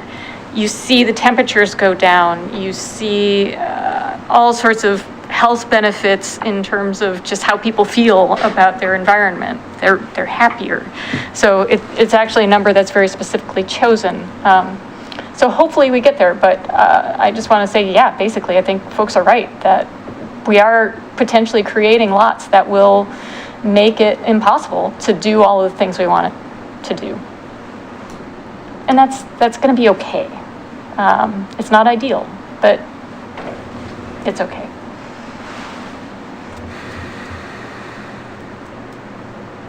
Well, and the 40% goal is not all on the residential property, right? Right, We need right. to work on our industrial, commercial, Right, yeah. zones as well. Yeah, and we just haven't gotten to doing that piece of code yet. That doesn't mean it's not coming. Everyone is going to have their role to play in this. Right. So do you want to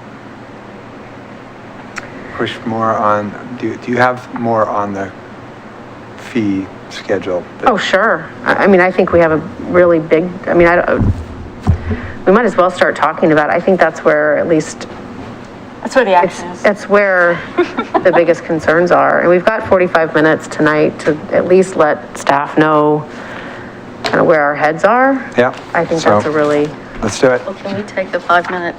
And before we walk away, can I also just confirm, this is going to be largely fees, so we're not going to be making verbiage changes in the code, so I can let the rest of. That's kind of where I was trying to go, yes.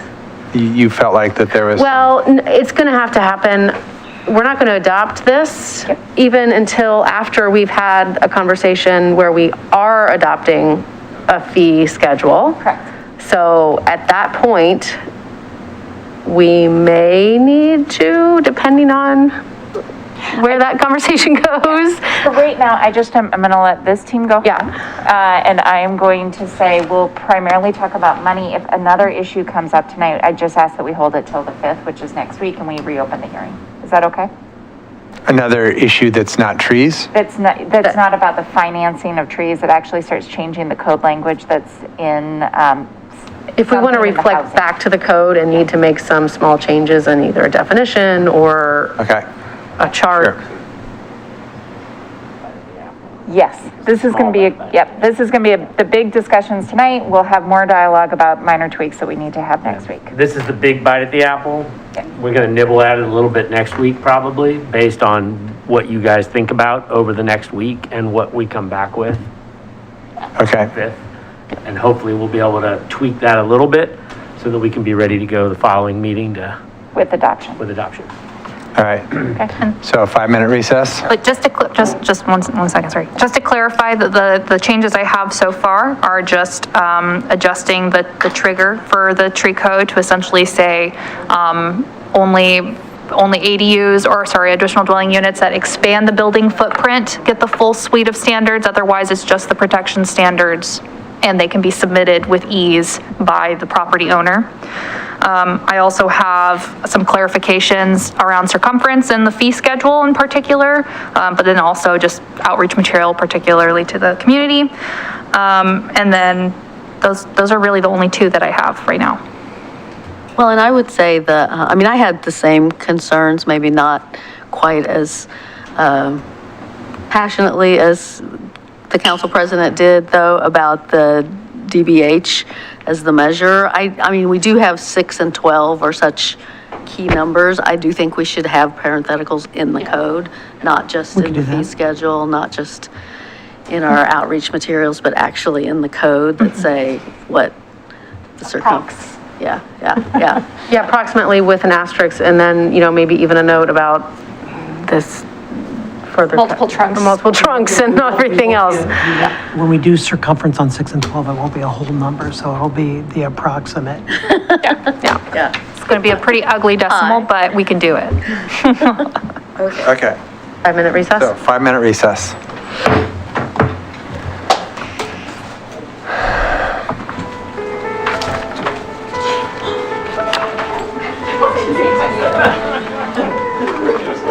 Scared me.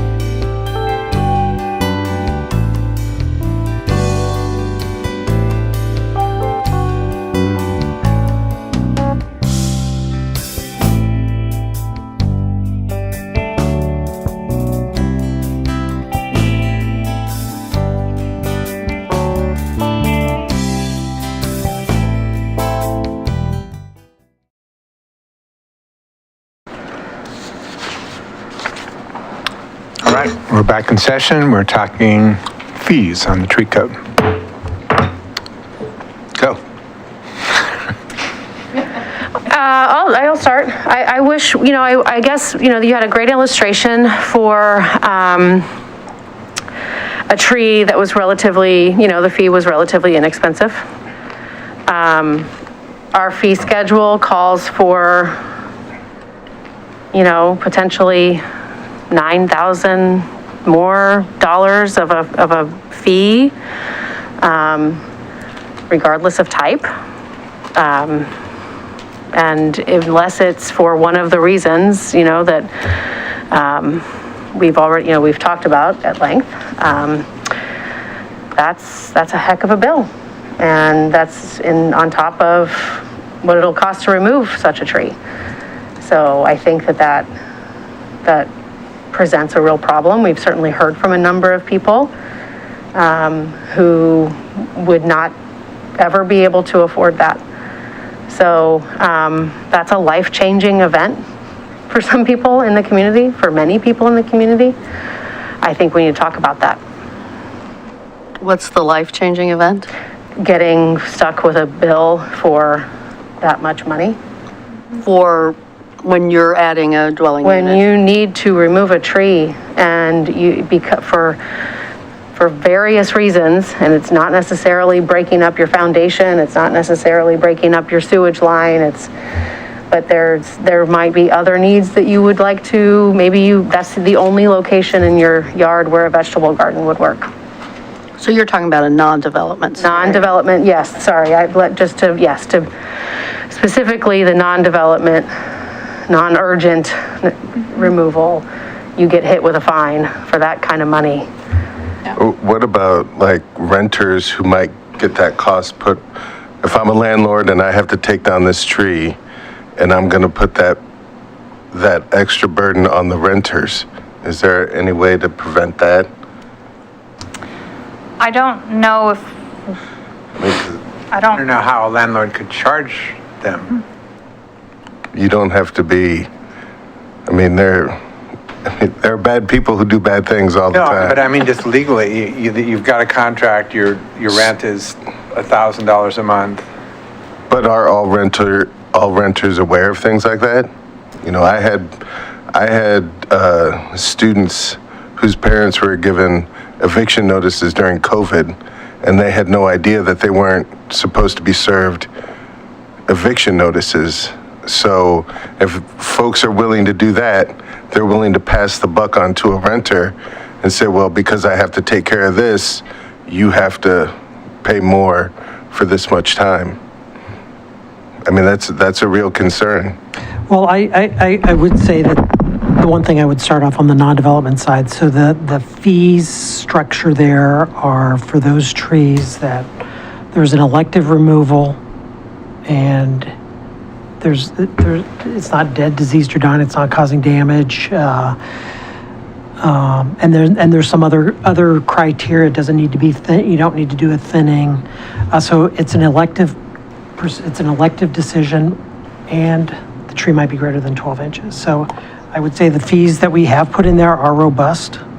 They match what we have on the public fee schedule. Natalie talked a little bit about sort of the development there and what went into the consideration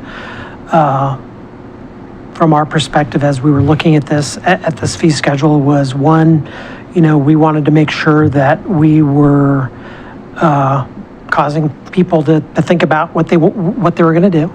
First of all, that there was a pause for, do I really need to remove this tree? This healthy tree that's providing lots and lots of benefits, not just to me, but to the community.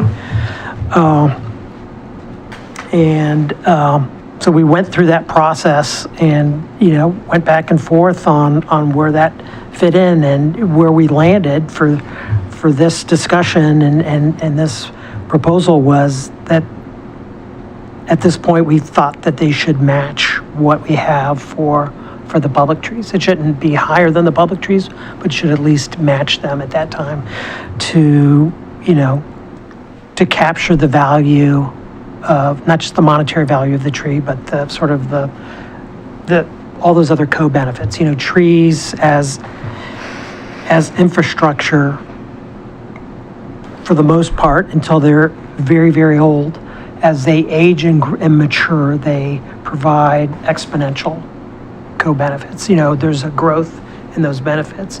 All of our other infrastructure that we have in the community, as it ages, it starts deteriorating. You can see the streets, the sidewalks, the road, you know, all those things, our pipes underground, those things start to deteriorate as soon as you put them in. Trees, those living, the living infrastructure that we have provide a multitude of benefits that increase as they grow. I really appreciate you reiterating that, and I think that I understand that, and I think the public understands that. I guess my question is to my fellow counselors about whether whether it should match the public fee. Because I do think that there is a difference between the trees in the right-of-way, which are publicly owned. Those are truly public resources. I mean, they are actually owned by the public. I do think that we might want to consider whether there are some approaches we might take on capping the fee for certain situations, you know, elective situations. For example? For example. What situations would you be willing to cap? I mean, solar access, vegetable gardens. There could be any number of reasons why a home, you know, but why a resident they would want to take a tree for some other reason, you know, that is outside of the type 1. And I think that we need to consider the real true life cost to the average resident of Milwaukie, and whether or not it's reasonable to levy such a large fine, either in a fine situation or a fee at the front end. I heard loud and clear, and it really resonated with me that at some point we are talking about a number that is going to hurt, actually cause financial pain and hardship to many families in the city of Milwaukie. We can. That's if they, I mean, they're getting to choose to do that. Well, It's not like it's being forced down. It's not like we're saying, you must cut that tree and then you have to pay us $8,000. I understand that. So they're choosing it. It's not, I understand that. so They didn't choose to plant that tree necessarily. they chose to buy the house. Or they chose to rent the house, or they've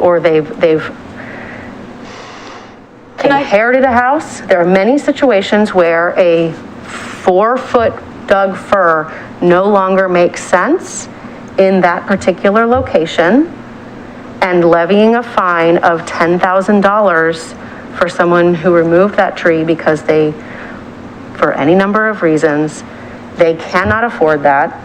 That will be something that So I want to add something to this, which is I am concerned about the potential financial impact on families. And, you know, yes, we need to preserve the tree canopy. We need to do it without bankrupting families. And this code is complicated. We know from other cities in the region that it takes a few years for tree code to sort of percolate down into the community. You know that it's going to be a ton of outreach work already. In that adoption time, or as people are moving into the city and they don't know things yet, I can see situations where people unwittingly cut down trees. I don't want them bankrupted in that circumstance. I want there to be the latitude to to cap something so that we aren't hurting people who did the wrong thing, didn't know they were doing the wrong thing, wouldn't have done the wrong thing if they had realized it, all of those sorts of scenarios. Because not everyone is going to be a bad actor around this. No, but there will be bad actors. So how do you, there will be the person who poisons the tree or hits a tree, or, I've known it to happen in my own neighborhood. Hoping that a tree on public property, dries up and dies so that their view of the river is better. I guess I think staff, the staff has had an example recently of a public right-of-way tree cutting, right? Where you've needed that flexibility. And so I'm all for that flexibility. I guess I worry about the thing of enacting a cap, because the most egregious ones and the most, ones we should be protecting the most are the most expensive ones. Should be the most expensive ones to remove, right? The biggest ones should be more expensive to remove. And maybe there's more of a gradation to be allowed in sort of those middle range between, 12 inches and 20 or 24 inches or something. But I really hate seeing anything that doesn't make for a hefty fine for removing big, old, mature trees. And I guess the other variable in here is, like you mentioned, 4-foot Doug fir. I don't know if you meant diameter or circumference. Oh, good question. I actually meant DBH, since that's what we were. The other thing is that some of those trees, especially, conifers in particular, can be perfectly healthy and good trees that are limbed up, right? Down in Lithia Springs in Ashland, they went around, it's big park, they went around and limbed up all their Doug firs fairly high to give light to the madrones and the oaks. So rather than cut the Doug firs, which we did which the city of Portland did when they owned Elk Rock Island, they limbed them up to create more light underneath them. And so I think we need to also be encouraging that kind of thinking. Maybe if you want a garden, you can get a garden and have a sunny enough spot if you limb this thing up 15 feet, so. And we are assuming that, we're going to be practicing some assistance, and we're encouraging folks to call our urban forest line, send us emails, have that consultation, see what we can do. Actually, I just took a call last week of a gal. They had a blue spruce in between two houses, and they wanted light in their window, and they were concerned about needles on the roof, and they were like, we don't necessarily want to remove the tree, but we don't know what to do with the tree. And Courtney, our urban forester, has her contact information, and they're going to schedule a time to go out and talk and just see what they can do. And it's trees are unique because things like renters, for example, you provided a really good example of a tree being removed, and maybe the landlord is trying to put that removal cost on the renters, but there's also additional costs of now the sunlight increasing their utility bills because that tree's gone. I actually just anecdotally lived on a 4th floor south-facing apartment, and my apartment complex went and removed all the trees in front of my apartment thinking that we would just love the view, and instead I ended up doubling my utility costs because now I didn't have air conditioning, and now I had to get a whole bunch of air conditioning units in there, which is why, when we talk to Unite Oregon and kind of other groups who are hoping to represent marginalized individuals, they bring this up with Portland, they bring this up in Milwaukie now when we're talking about tree code, which is why our tree is important to everyone.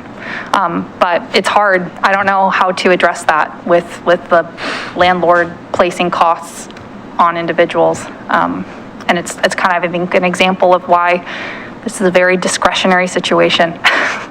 That's another area where our, maybe, outreach to landlords. I mean, I'm sorry to hear about the evictions. I guess I'm not totally surprised, but I thought that word got pretty much out there in COVID, so that's unfortunate.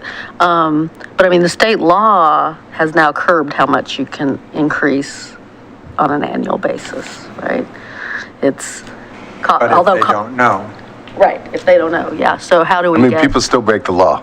I Yeah. mean, Yeah. All the What? And then what about, like, I worry about the single parent with 2 kids who's living in a house and needs to remove, or accidentally removes a tree. They're living paycheck to paycheck, and now they get hit with a big fine. You know, what's that, do you pay the fine or do you put food on the table? I think that's why we were intentional in removing that language to allow for the judge to have that conversation and make that decision based on what they hear.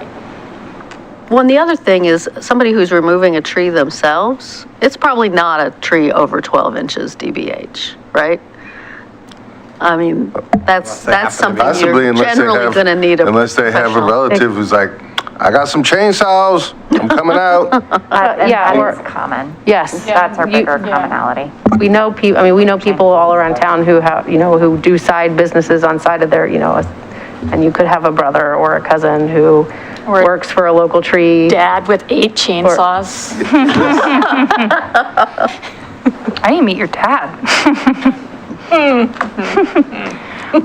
But it does sound like, though, that, I just want to clarify, it sounds like there's a couple conversations partially around the penalty section of fees and then partially around the permit fees.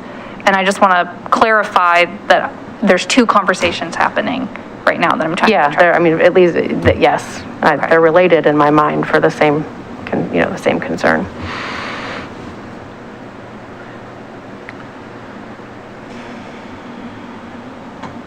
I'm good with the judge having some discretion on fee amounts for the kinds of situations you're talking about. But like Lisa said, I'm not super excited about a cap, because then the 8-foot diameter oak that's over on King is not nearly as painful to cut down for the. So, and where you started to go earlier and you talked about the lists, it's like a 15-inch oak is what, 100-year-old tree, 150-year-old tree, somewhere in there. A 15-inch Doug fir is probably a 30-year-old tree. And that's a significant difference. That means that tree that you just cut down in anybody's lifetime who's alive today will not be back there, even if you replant it. Mayor, can I just ask that so you gave a size on that tree? I actually can't remember because I'm getting tired, but can you, Natalie, would you calculate what the cost would be for the tree you just? Yeah, it'd be better if we looked up we got a testimony today, or yesterday, or sometime very recently. You did? Yeah. I remembered we got testimony right after the last hearing, but I didn't know. There was one that was in my email inbox today, and it could have come in yesterday.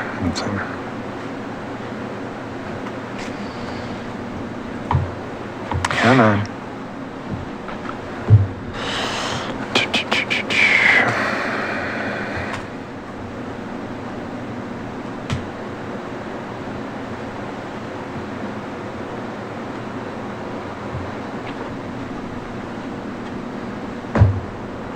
Okay. Peter's back of the envelope says $22.50. For the 15-inch. 15-inch tree, whether it's whatever it is. Being removed, a healthy 15-inch tree being removed for reasons not under our type 1 approval standards. In addition to the costs of the actual removal, so on top of the arborists, yeah. Or Uncle Charlie, who presumably is doing it for cheap. Well, but then it would be a violation of code, wouldn't it? So, To cut the tree? I don't think we care who cuts the tree. Don't we need an arborist? Just on No. public, on a As long public. as you don't drop it on your neighbor's house. Okay.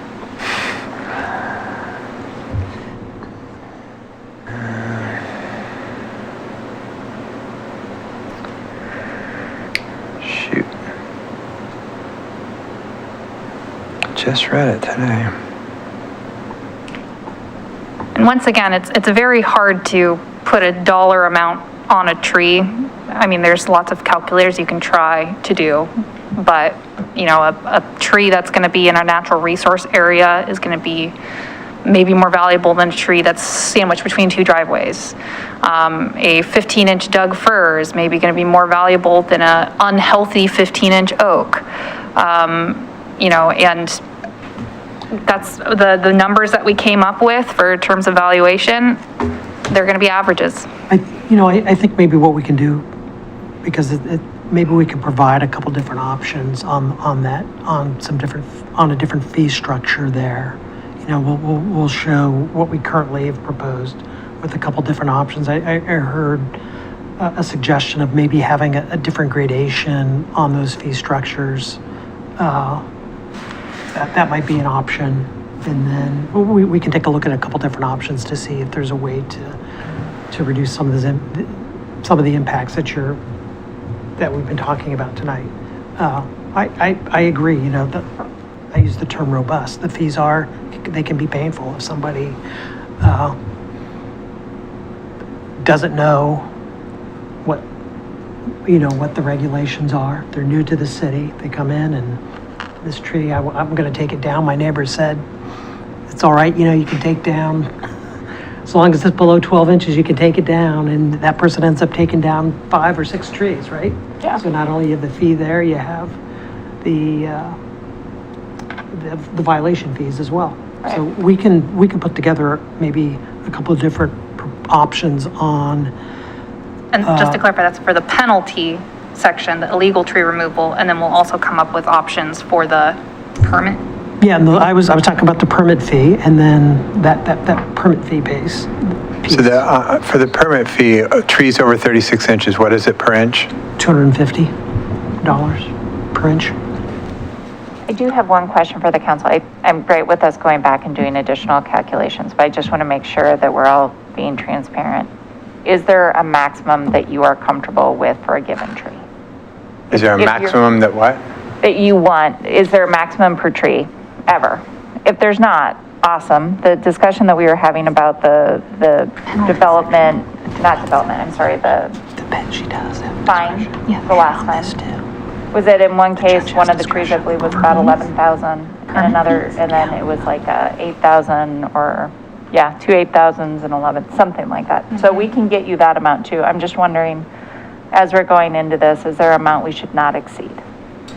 If But there's see, not, right. that's going back to the cap, and that's what I don't, like Lisa said, I'm comfortable doing this. Yep. But if you're talking about a 6-foot oak, I want it to hurt. Totally. I'm just asking for the straw poll, honestly, Mayor. So I know where you are and I know where Lisa is. I actually haven't heard from the other three, so I'm just trying to make an assumption. Are we comfortable as long as we come back with will we be successful if we come back with a graduated scale, or will there still be expectations that there is a cap? If you are great with it just being a different graduated scale, we will come back with that. Well, and there would be a cap all the way up to the 36-inch tree. And then once it's at 36 inches or greater, that would go up. So all those other ones would have their own individual cap in that gradation. So. A 16-inch will always be the same cost. I would like to see full discretion for the judge, because I am most concerned about people making accidental tree removals and really getting hurt. I am also concerned about low-income families who do it on purpose and get hit with a $15,000 fee. That doesn't feel right to me either when the fee for DUI is around $10,000 and we're putting an even greater burden on a family. So I don't have a good answer for your straw poll, I'm afraid. Yeah, that's okay. You know, I just want to it's make sure staff comes back with what. Yeah. So, because next meeting's it. And what I'm hearing is, once again, we kind of merged the penalty section, the illegal tree removal Right. with the permit removal. So maybe what we can do is we can come up with a few options with the same tiers that we have here of different fees per tiers that kind of reflect things like radiation for those middle DBH trees. And Peter reminded me that the judge does have discretion on all of this already. She does. Yes, so, Based on the changes we've made. yes. So there is already that baked in. This would just be for people looking to remove a tree in their front yard, a healthy tree. What should that permit cost? So that is, yeah, we have been kind of morphing. So what the three of you seem to be talking about is somebody accidentally cutting down a tree, And and then they get hammered. yes, and a cap be put on that so it doesn't exceed. But Well, so that then is before the judge, so then the judge has discretion. There's a concern sometimes with capping the permit fees because depending on the individual's maybe wealth, they maybe think, hey, it's better to just cut these trees and then pay the penalty than it is to go through the permitting process. Yeah, you don't want your penalties to be less than your permits, because that's exactly what will happen. Oops. what about, I just moved here to the United States. In my country, we don't have to worry about this, so I just go out and We've already down cut the all our tree. trees down. That could possibly happen too. I mean, Well, and that's why a judge, I mean, somebody who can assess that is a better mechanism than saying nobody gets any, nobody has very much fine, because we know there will be people who will do it on purpose.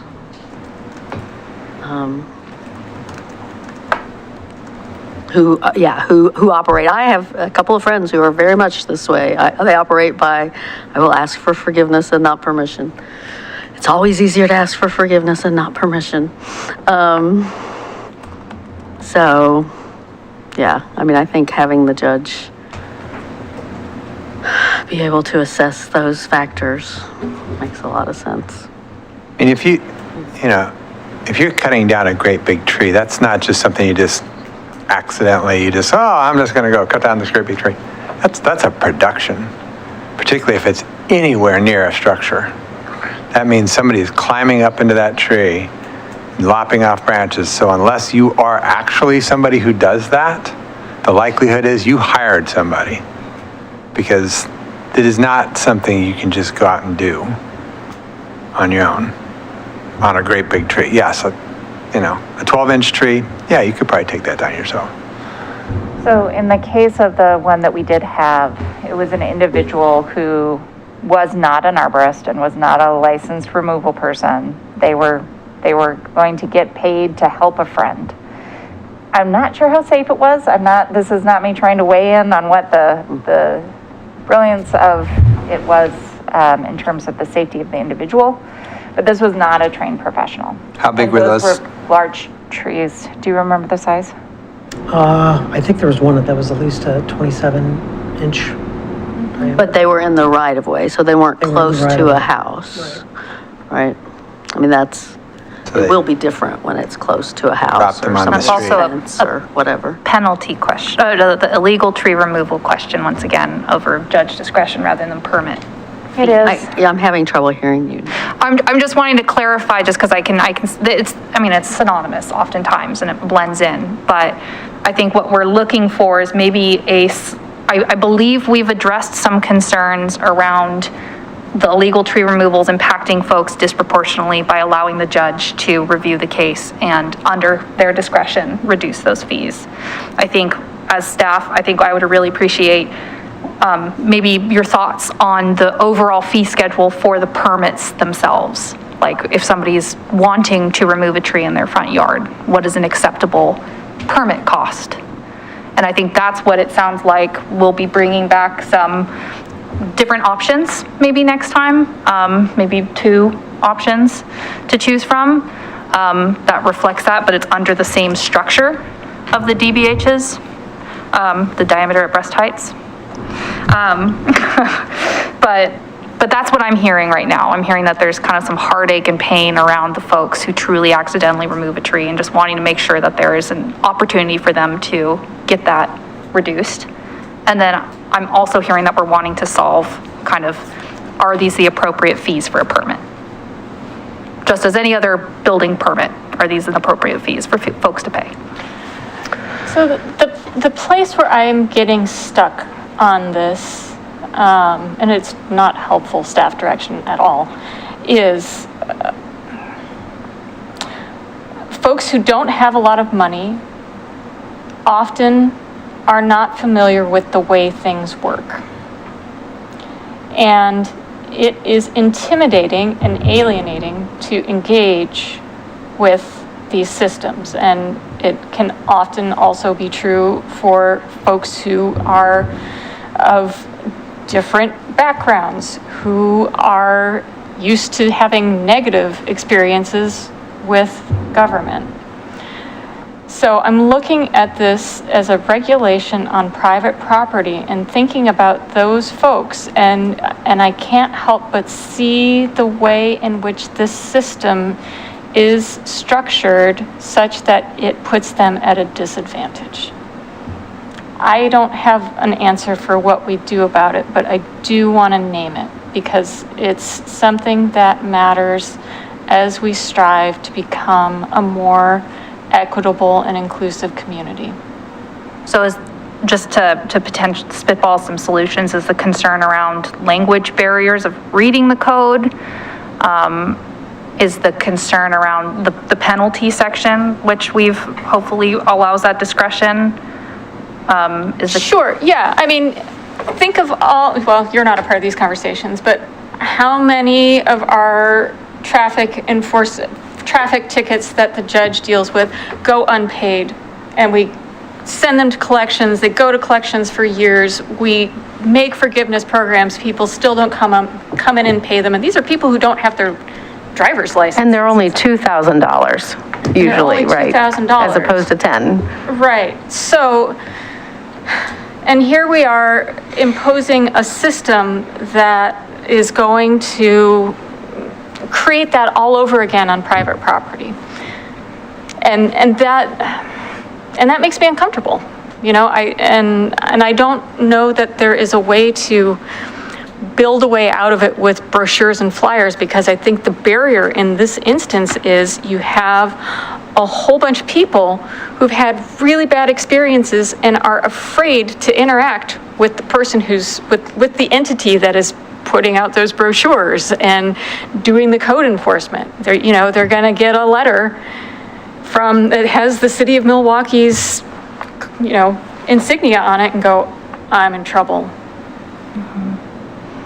And put it under something, So that's, I don't know. I don't know if I'm saying this right, but that's what I'm struggling with here.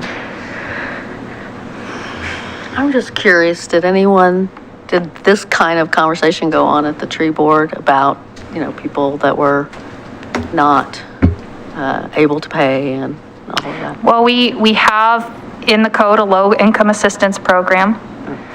We've talked about equity in our tree board. We've talked about making sure that trees are attainable for everyone.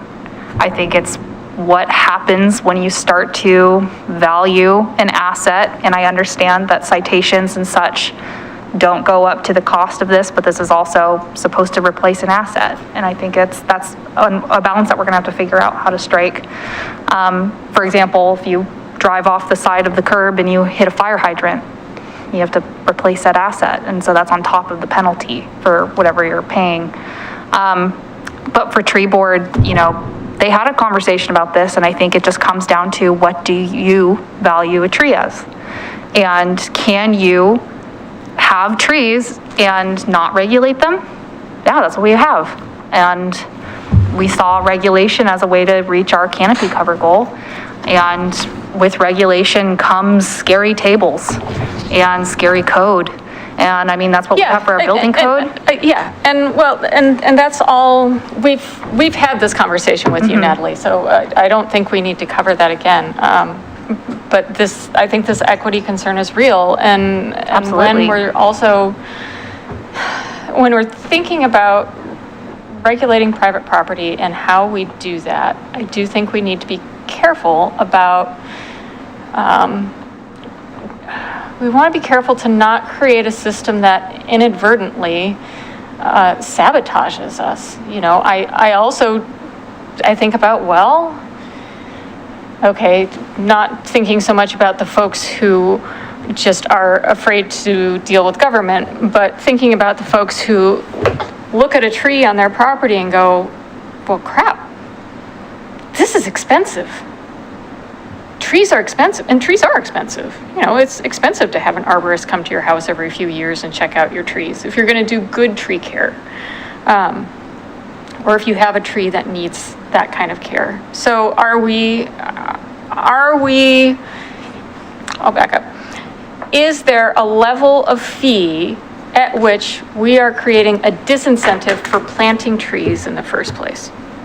Are we going to create a Milwaukie where people go, I'm going to be on the hook if I don't like where I put this tree for a whole lot of money in the future? Maybe I don't want to mess with that. Well, I mean, that to me seems like not a worry, because you got until it's 6 foot or 6 inch or 12 inch big to remove it. If you plant and you put it too close to the house, or you put it too close to the fence or whatever, you have till 12 inches of diameter to remove it, and it costs you zip. So.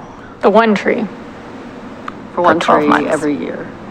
Yeah. One tree every year, so if you planted 3 trees and And they were all bad choices. Well, I mean, You're going to know way before it's 12 inches, probably. You know, you're going to know.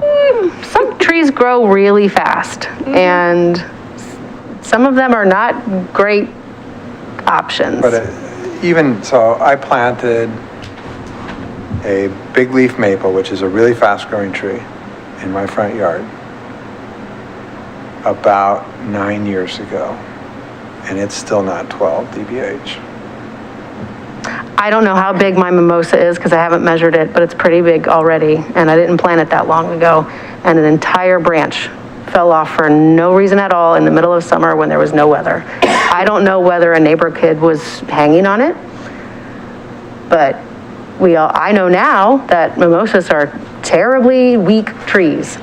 They're very pretty, provide beautiful shade, and they're sold all over the place as ornamentals that you want to, that you plant in your garden, because they provide really great benefits for people, not necessarily anything else other than shade. Not really great habitat necessarily. They're not native. And they do grow fast. Very fast. It is already much taller than the substantially older dogwood right next door to it. Well, dogwoods are super slow. Yeah. I just worry we might be creating a barrier for folks. We need to be intentional about those folks that might want to do this legally, but they start looking at all those numbers, $80, $100. I mean, that starts to scare people. And that's just another barrier. Like I said, do I put food on the table, or do I pay the $200 for, an 8 inch to 14 inch DBH, I don't want to, we shouldn't be creating barriers. Right, but so I'm just trying to get my head wrapped around this. So what's the situation where they have to cut down the tree and they're worried about putting food on the table in a home that they own? People that live in homes also live paycheck to paycheck, right? Sure, So I was one of those Could be a tree that's affecting their roof, and they have to get rid of it. Well, then we have a system for that, and it doesn't cost. Do I know that? I mean, how are we letting those people know? And they also could be, you know, for instance, like black folks, they all don't like government too much. And you start throwing this at me, and like Council President was saying, I'm not coming down. Because I don't trust. I'm just saying, All right, so what's the solution?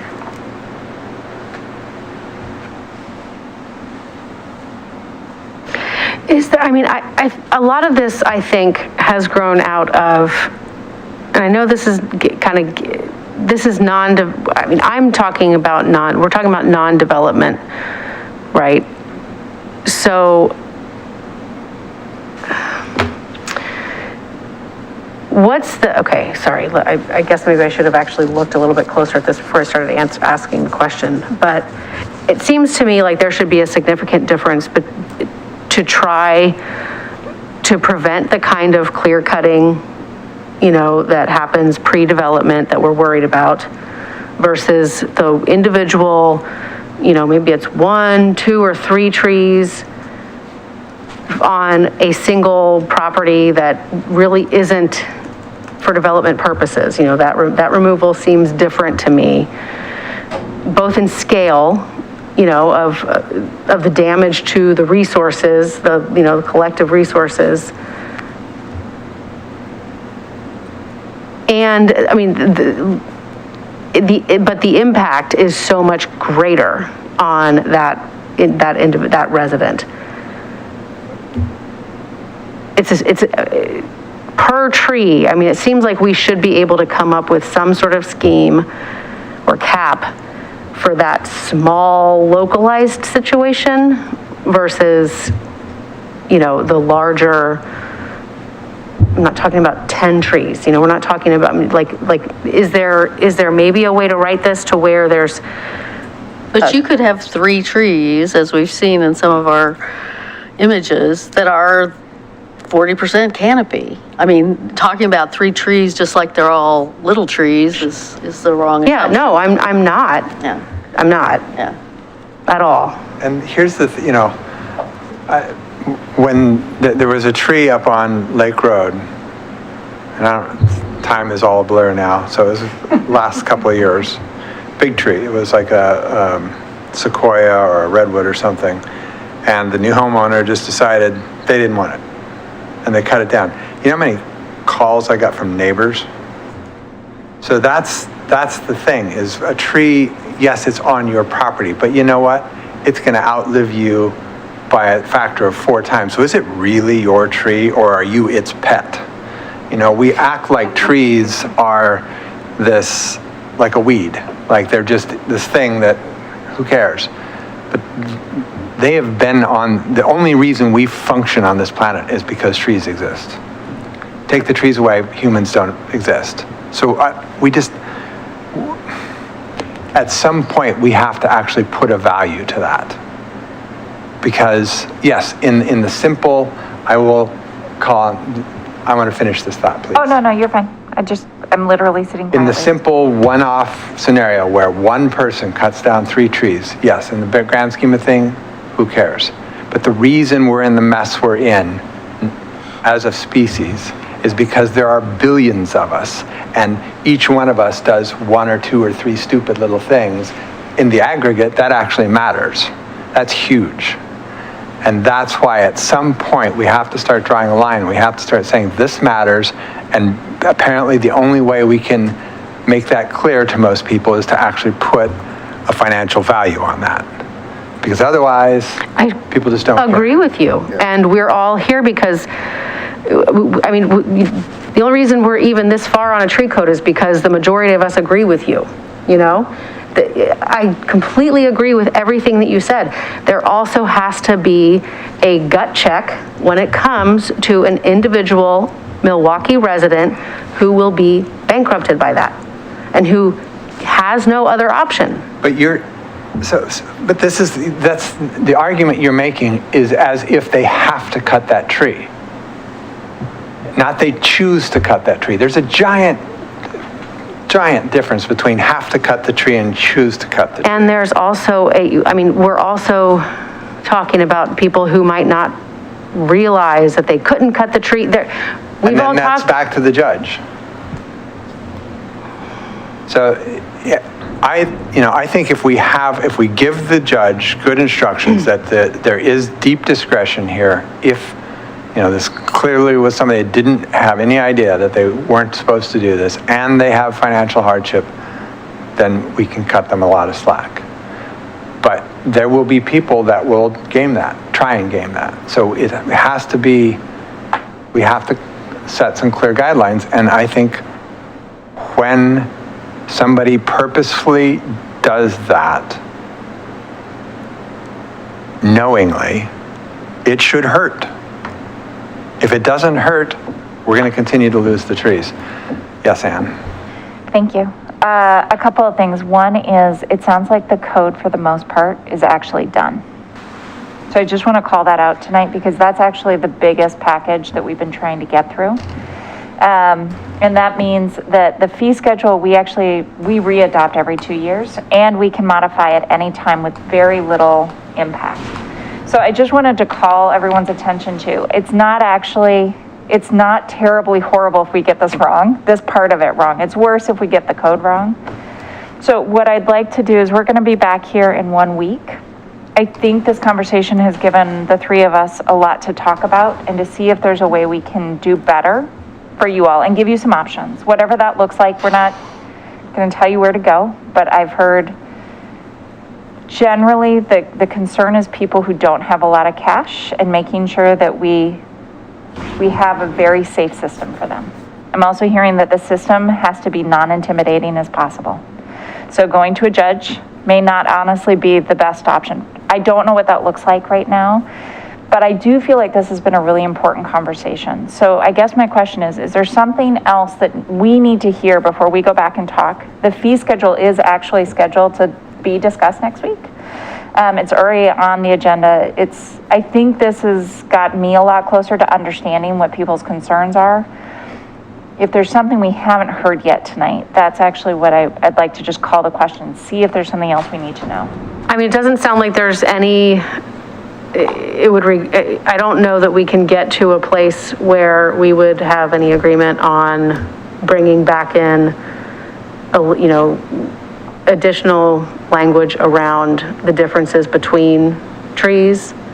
My crappy mimosa that needs to come down is not the same as the same size oak. But for all the reasons that Natalie has already detailed, that's a lot of work. But I guess we haven't talked about that because and I'm not sure what to do about that. I still have a lot of discomfort around putting the same huge price tag on my crappy mimosa. It's not invasive, technically, not on the list. Mm-hmm. Well, and we do have tree lists. One of the things we've talked about with the parking code requirement tonight was that in the TSP, we'll be choosing what the arterials are over time. They shift. So we're not making a list here. There may be a way for us to do the same thing, reference a list that is not currently here, but can change over time. So I hear you on that, and I think we'll talk about it further and see if there may be a way for us just to bring something else back. Yeah, I mean, I guess that, somewhere on some future conversation, not limiting it to just rare or trying to parse that out a little bit more because I still have some discomfort around that. And I get that. I mean, there are trees that grow like weed that are really fast, and you can end up in a situation, and then there are other trees that absolutely we need to be protecting because they've been there for 250 years, and they'll be there another 250 years if we leave them alone. So I guess the one thing I would just bring up is that, we've been having tree discussions in this city for pretty much the whole time I've been on city council. As long as I've lived in the city. We created a tree board, and this is their recommendation, and I'm not, And it took them a long time to arrive at it, too. I mean, they've been working on this for a long time. So I think we have to just keep that in mind. Not that we don't overturn the planning commission and everybody else too, but I mean, I think we need to take that into account when we're And we thinking about do overturn, so. The only thing I think I would add, and I do appreciate the reminder, we revisit the fee schedule every 2 years. I would like y'all to think about what we can do in the next 2 years to track who's being affected and how. And I know there's some limitations on what kind of metrics we can collect and all of that, but the more granular we can get on that data, I think the more opportunity we have to get it right in the future. Yeah, that's what the new software is all about, right? It is. Actually, a lot of this is possible, and that's, I love where this conversation's been tonight. None of us expected this was gonna be perfect tonight. We know we're gonna be coming back, and actually, Peter and I have talked about even coming back in October or November with what we learn in these early days, just to make sure that if there's some minor tweaks that we need to do based on what we're seeing in permits, that you all have a chance to weigh in on that. So we recognize this as a living document. It's harder to do code than it is to do the fee schedule. So I'm generally hearing that the code feels pretty good. The fee schedule is much easier for me to modify. The only thing that and it should have occurred to me before we moved on to tree code, we didn't do straw polling on some of the things that we discussed in the previous hearing on housing and zoning. But I also didn't hear you all bring up concerns with the edits we made in the code package. Okay, great. So for me, the way I've been looking at this is, you didn't bring them up, we're probably all generally comfortable with the verbiage that we've included. Yeah. Is that okay? Okay. Councilor Nicodemus, did you have anything else that we didn't hear from you around the tree code piece? Just make sure. Okay. Then we will come back prepared. It won't be in a staff report because we don't have time to do that, but it'll be in the discussion when we come back next week. I really appreciate it. Thanks, yeah, it was helpful.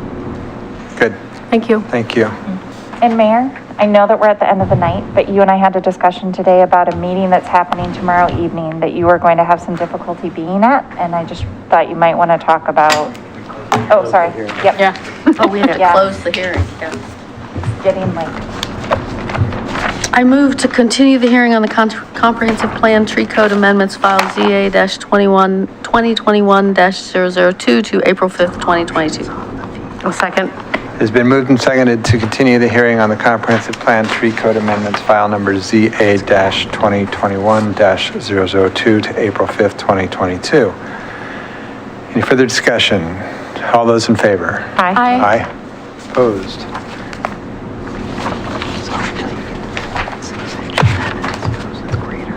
It's not on there. It isn't on there. You just gotta go make something up. The hearing on the tree code, hearing on the comprehensive plan tree code amendment, file number ZA-2021-002, has been continued to April 5th, 2022. Okay, so tomorrow, Ann and I are having lunch with the sheriff and Sheriff.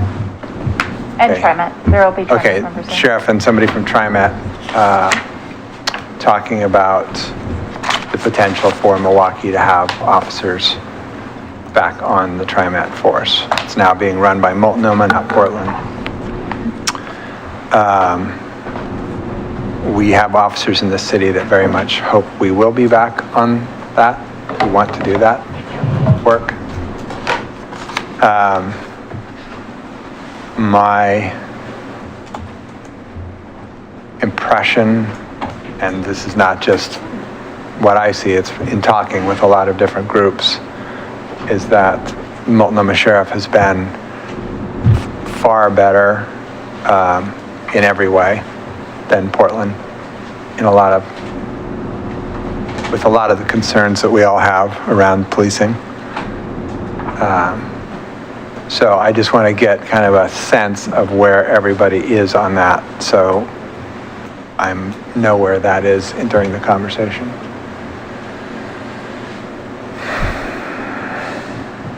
I mean, I felt like the presentation that TriMet gave on the work that they've done months ago, this was long ago, around safety, was pretty impressive. I mean, I would love to hear an update from them, but I got the sense that they were listening closely to the concerns of all TriMet riders. And I do, and that matters to me, you know. And my understanding of the way the Multnomah County Sheriff's work is that they are very different from the Portland Police Bureau. So that move does make me more comfortable. I would love to hear how the conversation goes, you know. Yeah, well, I will definitely report back, but I need that, you know, if the general opinion around the table is hell no, then I don't want to go into that with, well, it's a distinct possibility, you know, so that's why I'm trying to get a temperature here. I'm fine with Multnomah County Sheriff. And I think people do need to be protected on public transportation because we have so many houseless and folks that need mental health. I don't know, do they dress like paramilitary though? I mean, that would be my only. That's a good question. I will try and remember to ask that tomorrow. Well, part of this is taking notes about questions, so if you have other ones, let us know. Yeah, I mean, I've definitely raised that in the past. I think, you know, the approach of the ambassador program was better. And we talked about this, and I don't think that we've gotten any information or feedback since we asked these questions last time when we were in our When we were retreat. at the retreat, I actually did send an email afterwards, and I did get a response back this week. So I will sit down with you and talk through those. I'm happy to do that in this public setting as well. So the first was the ambassador program that you asked about, was the volunteer program that was about 10 to 12 years ago. There is not an intention to bring that program back, but they have created a houseless and mental health team that is not armed, that is on the buses and on the trains to try and start providing better service to people in crisis. So those teams have been deployed very recently, and they're still waiting to see how those perform, but they've gotten good results to date. Okay, that helps, because the over-militarized presence, I think, is not warranted and it doesn't necessarily make me feel safer as a rider. I use the train and the bus system all the time, and I don't think that that's as much of a deterrence as it is, like a very discomforting thing that I think a lot of people, we don't police our highways the way we police our transit system. And I'm not really sure, why there's that real distinction. So when you say over-militarized, are you talking about just the everyday police uniform? Depending on, We're not talking about people coming in SWAT gear or anything. No, of course not. But, if you're just simply providing support on a transit system, I guess I don't really necessarily think you need to be wearing the same full gear as if you're responding to a, call for, domestic violence. And I don't know that there's an opportunity here to maybe reimagine what security on our transit system looks like. But if your job is simply to be riding transit as a preventative thing versus responding to an actual incident, I mean, are they having conversations like this? They do both. So if there's something going down on a bus or something, the bus driver can call it in. Which we have not, that still can happen. Our police, Milwaukie police, are still able to respond to those calls. My question is, is TriMet having any conversations about whether or not it's appropriate to have the folks who are actually assigned to transit to just do general patrol? Does that need to be as geared up as someone who is responding to a violent incident. So specifically, when you say geared up, carrying a gun, carrying a taser? Do you need to be carrying a as nightstick? armed for your general patrol on transit where no crime is being necessarily committed? You're just there to prevent, observe. Just so you know, they would require that they be fully armed.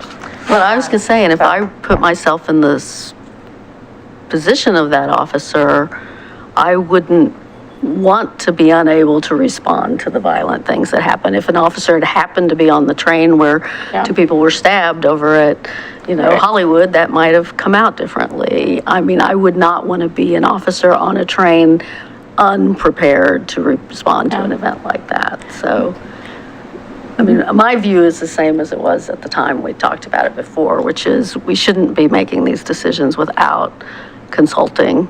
I thought it was a mistake at the time not to hear from TriMet before we made the decision, and so I'm glad you're hearing from TriMet now, and we'll see what you bring back from that. Maybe one way to, I'm trying to figure out how to frame a question here, and I think getting a good feel for how I've already forgotten the name, the not ambassador program, but the program that's TriMet has to get people, assisting people on the trains, how that will interface with the TriMet police. What does it look like? Are those folks going to be calling the TriMet police when there's a crisis of some sort? What's the threshold? Just getting a better picture on what the different roles are and who shows up for what.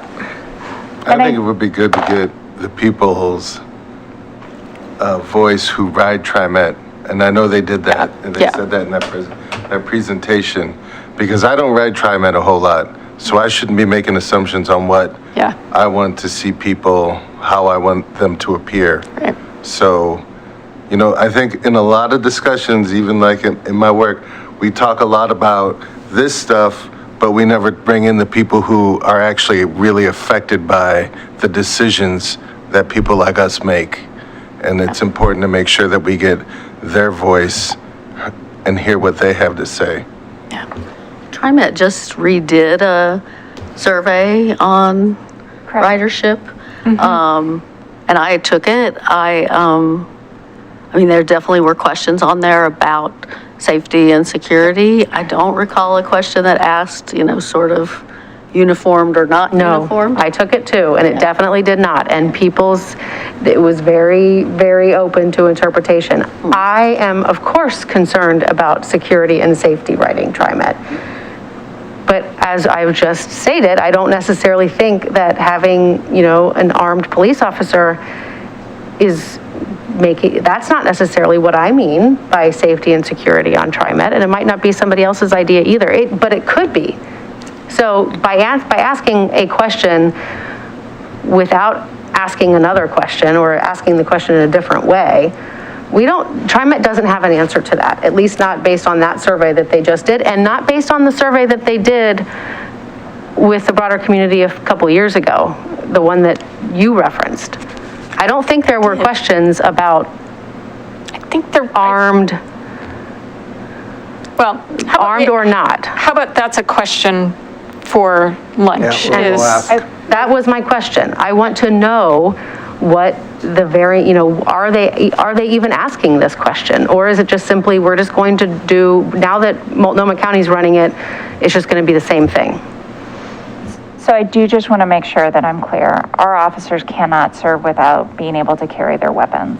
So if the decision is that you all don't want to have armed officers involved, then we cannot serve.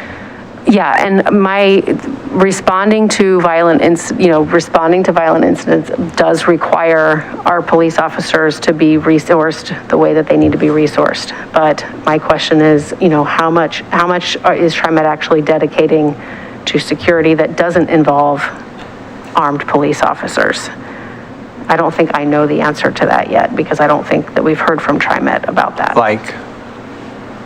What security cameras? Or what are you talking about when you say Even security? personnel. I mean, are they, I mean, they don't necessarily have to deploy only sworn officers. What, you know,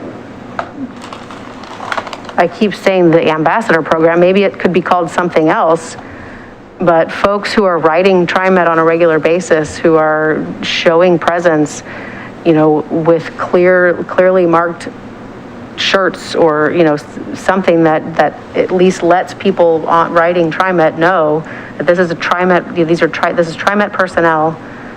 They're there to help, they're there to observe. And that's the program that I promptly forgot the name of. That's not the ambassador program because they're not volunteers, they're paid. Right. Folks who are there to assist, you know, they're there to be a presence and they're there to help people navigate the transit system. Right, what Ashton Brenner was doing for years. Yeah. Right? And that to me is that is providing That feels security like and security. safety as well. The presence of people, the presence of staff provides a level of safety and security. It might provide a feeling of safety and security. I don't think it provides, I mean, if somebody like that had been on the train where the 3 guys got knifed, he might have just been another one of the knifed people at best. Again, we're talking about violent incidences versus the general ridership, which is, that's a once in, that is a tragic example of terrible violence that was inflicted on a train, that's inflicted in other parts of the community, where we don't necessarily put armed police officers on a regular basis. That incident could unfortunately happen in our library, at the grocery store. I guess I'll just say, I mean, I lived in Washington DC and I've ridden the New York subway a lot of times, and police officers wander through. Sure. Wearing their uniforms, and I never thought it was unusual. And, you know, to me it's normal, but. But you're also not a young black man Right. riding the train in New York City, right? I mean, that's a big difference between you riding that train and that cop walking by you and being 13 and still being a young boy, but in that cop's eyes, you're a man, you're an adult. So that apples and oranges, in my opinion. Well, I mean, yeah, I don't want to, I wouldn't quibble that there's a history of the young black men being treated differently. But we've also had a lot of discussion in this country the last 2 years, and we're doing a lot of training of our law enforcement, and I'd like us to not assume that it's always going to be that way. So my impression from the presentation we had from TriMet is that they are looking deeply at the riders who are most affected. And I sit at a number of tables with TriMet and with transit providers, so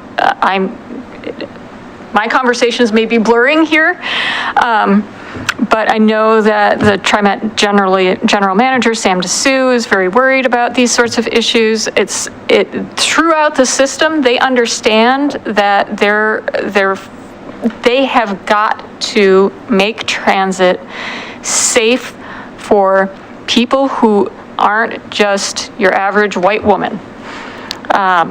And they are, as far as I can tell, working hard on that. I'm not saying I want to take that for granted. I do want to hear what that means on the ground, but I do hear that from them regularly. We are talking at JPACT all the time about what are you doing to ensure that this system is serving the people who don't have other options, and that is disproportionately communities of color and our indigenous people. What are we doing?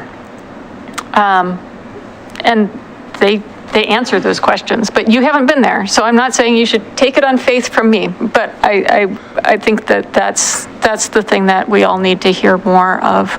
It would be interesting to know if they're trying to specifically recruit officers of color, because I think having some officers of color would be a good everybody is trying to recruit officers of color.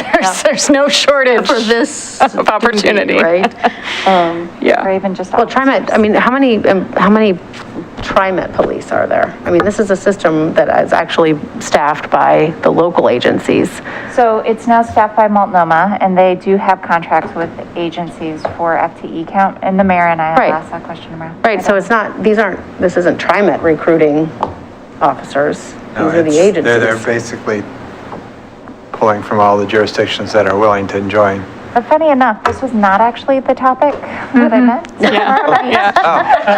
Oh, my Way to goodness. screw that up, Gamba.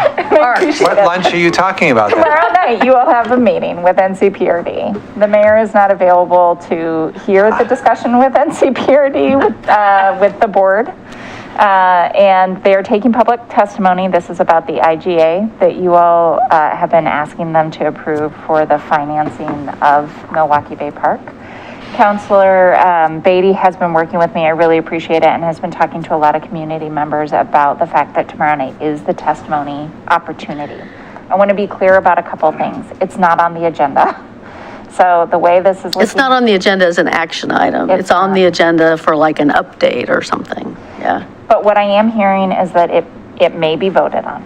So I know Counselor Beatty is planning on being there. I didn't know if others of you. Well, it's a virtual meeting. Yep. It's not a in-person meeting. They're meeting in person on Thursday for their business meeting, but for this, Yeah, so whatever that's- reason, this one's a virtual. Yeah, so I had both of them on my calendar, and I was like, which night are we doing this? Yeah. Because No, that's, yeah, the one where they're acting as the board of NCPRD is tomorrow night at 6, and it's a virtual meeting. I will definitely be there, but I have been reticent to, I've tried to encourage people to write them. I have been reticent to encourage people to Zoom in, since we don't know if they're going to vote or not. But, I mean, I think it would be good if more than me could be on that call. Yeah. And, I was planning on being there. I was. We'll You were? pantomime it for you. okay. well, and I was going to say, if, Do you know if Ben is? No, I don't. Okay, I can text him and ask him. yeah, that'd be great. I could step away from what I'm at for a half hour or something if I needed to. If somebody could call me and say, okay, they're finally starting to do this, and I could find a quiet spot and pull that Zoom up too. I mean, I don't think we need everybody. I mean, if 3 of us are going to be there, I think that's probably. Yeah, you guys can totally handle it.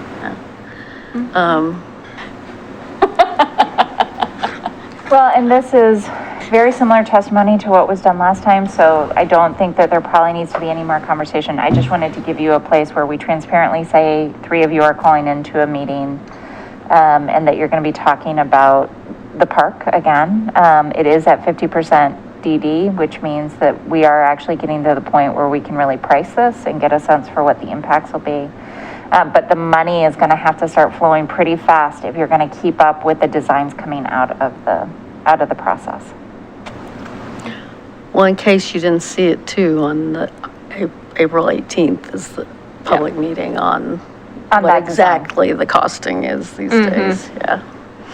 Yeah, the designs and the costing, yeah. It's a Monday, okay. So 3 of you will be there. That's all I need. The others is really helpful too. And we will get you the feedback from what I heard on the meeting tomorrow. So I just want to go over what I heard. Uniform, look, feel, experience is going to be important in this. What was surveyed and what information do we legitimately have? Is that a cross-section of those who need transit the most? And are their voices being heard in this? What else am I missing? That's what I had too. Oh, the number of officers. You had asked me how many officers are in the Multnomah system for the TriMet system, and I'll work on getting that too. Okay, if you think of something else and you want to just drop me an email before we go, I'm great with adding questions to the list. But thanks for Awesome. the great discussion. That's super helpful. Appreciate it. All right, I move to adjourn. Second. well done. All in favor? Aye. Aye. We are adjourned.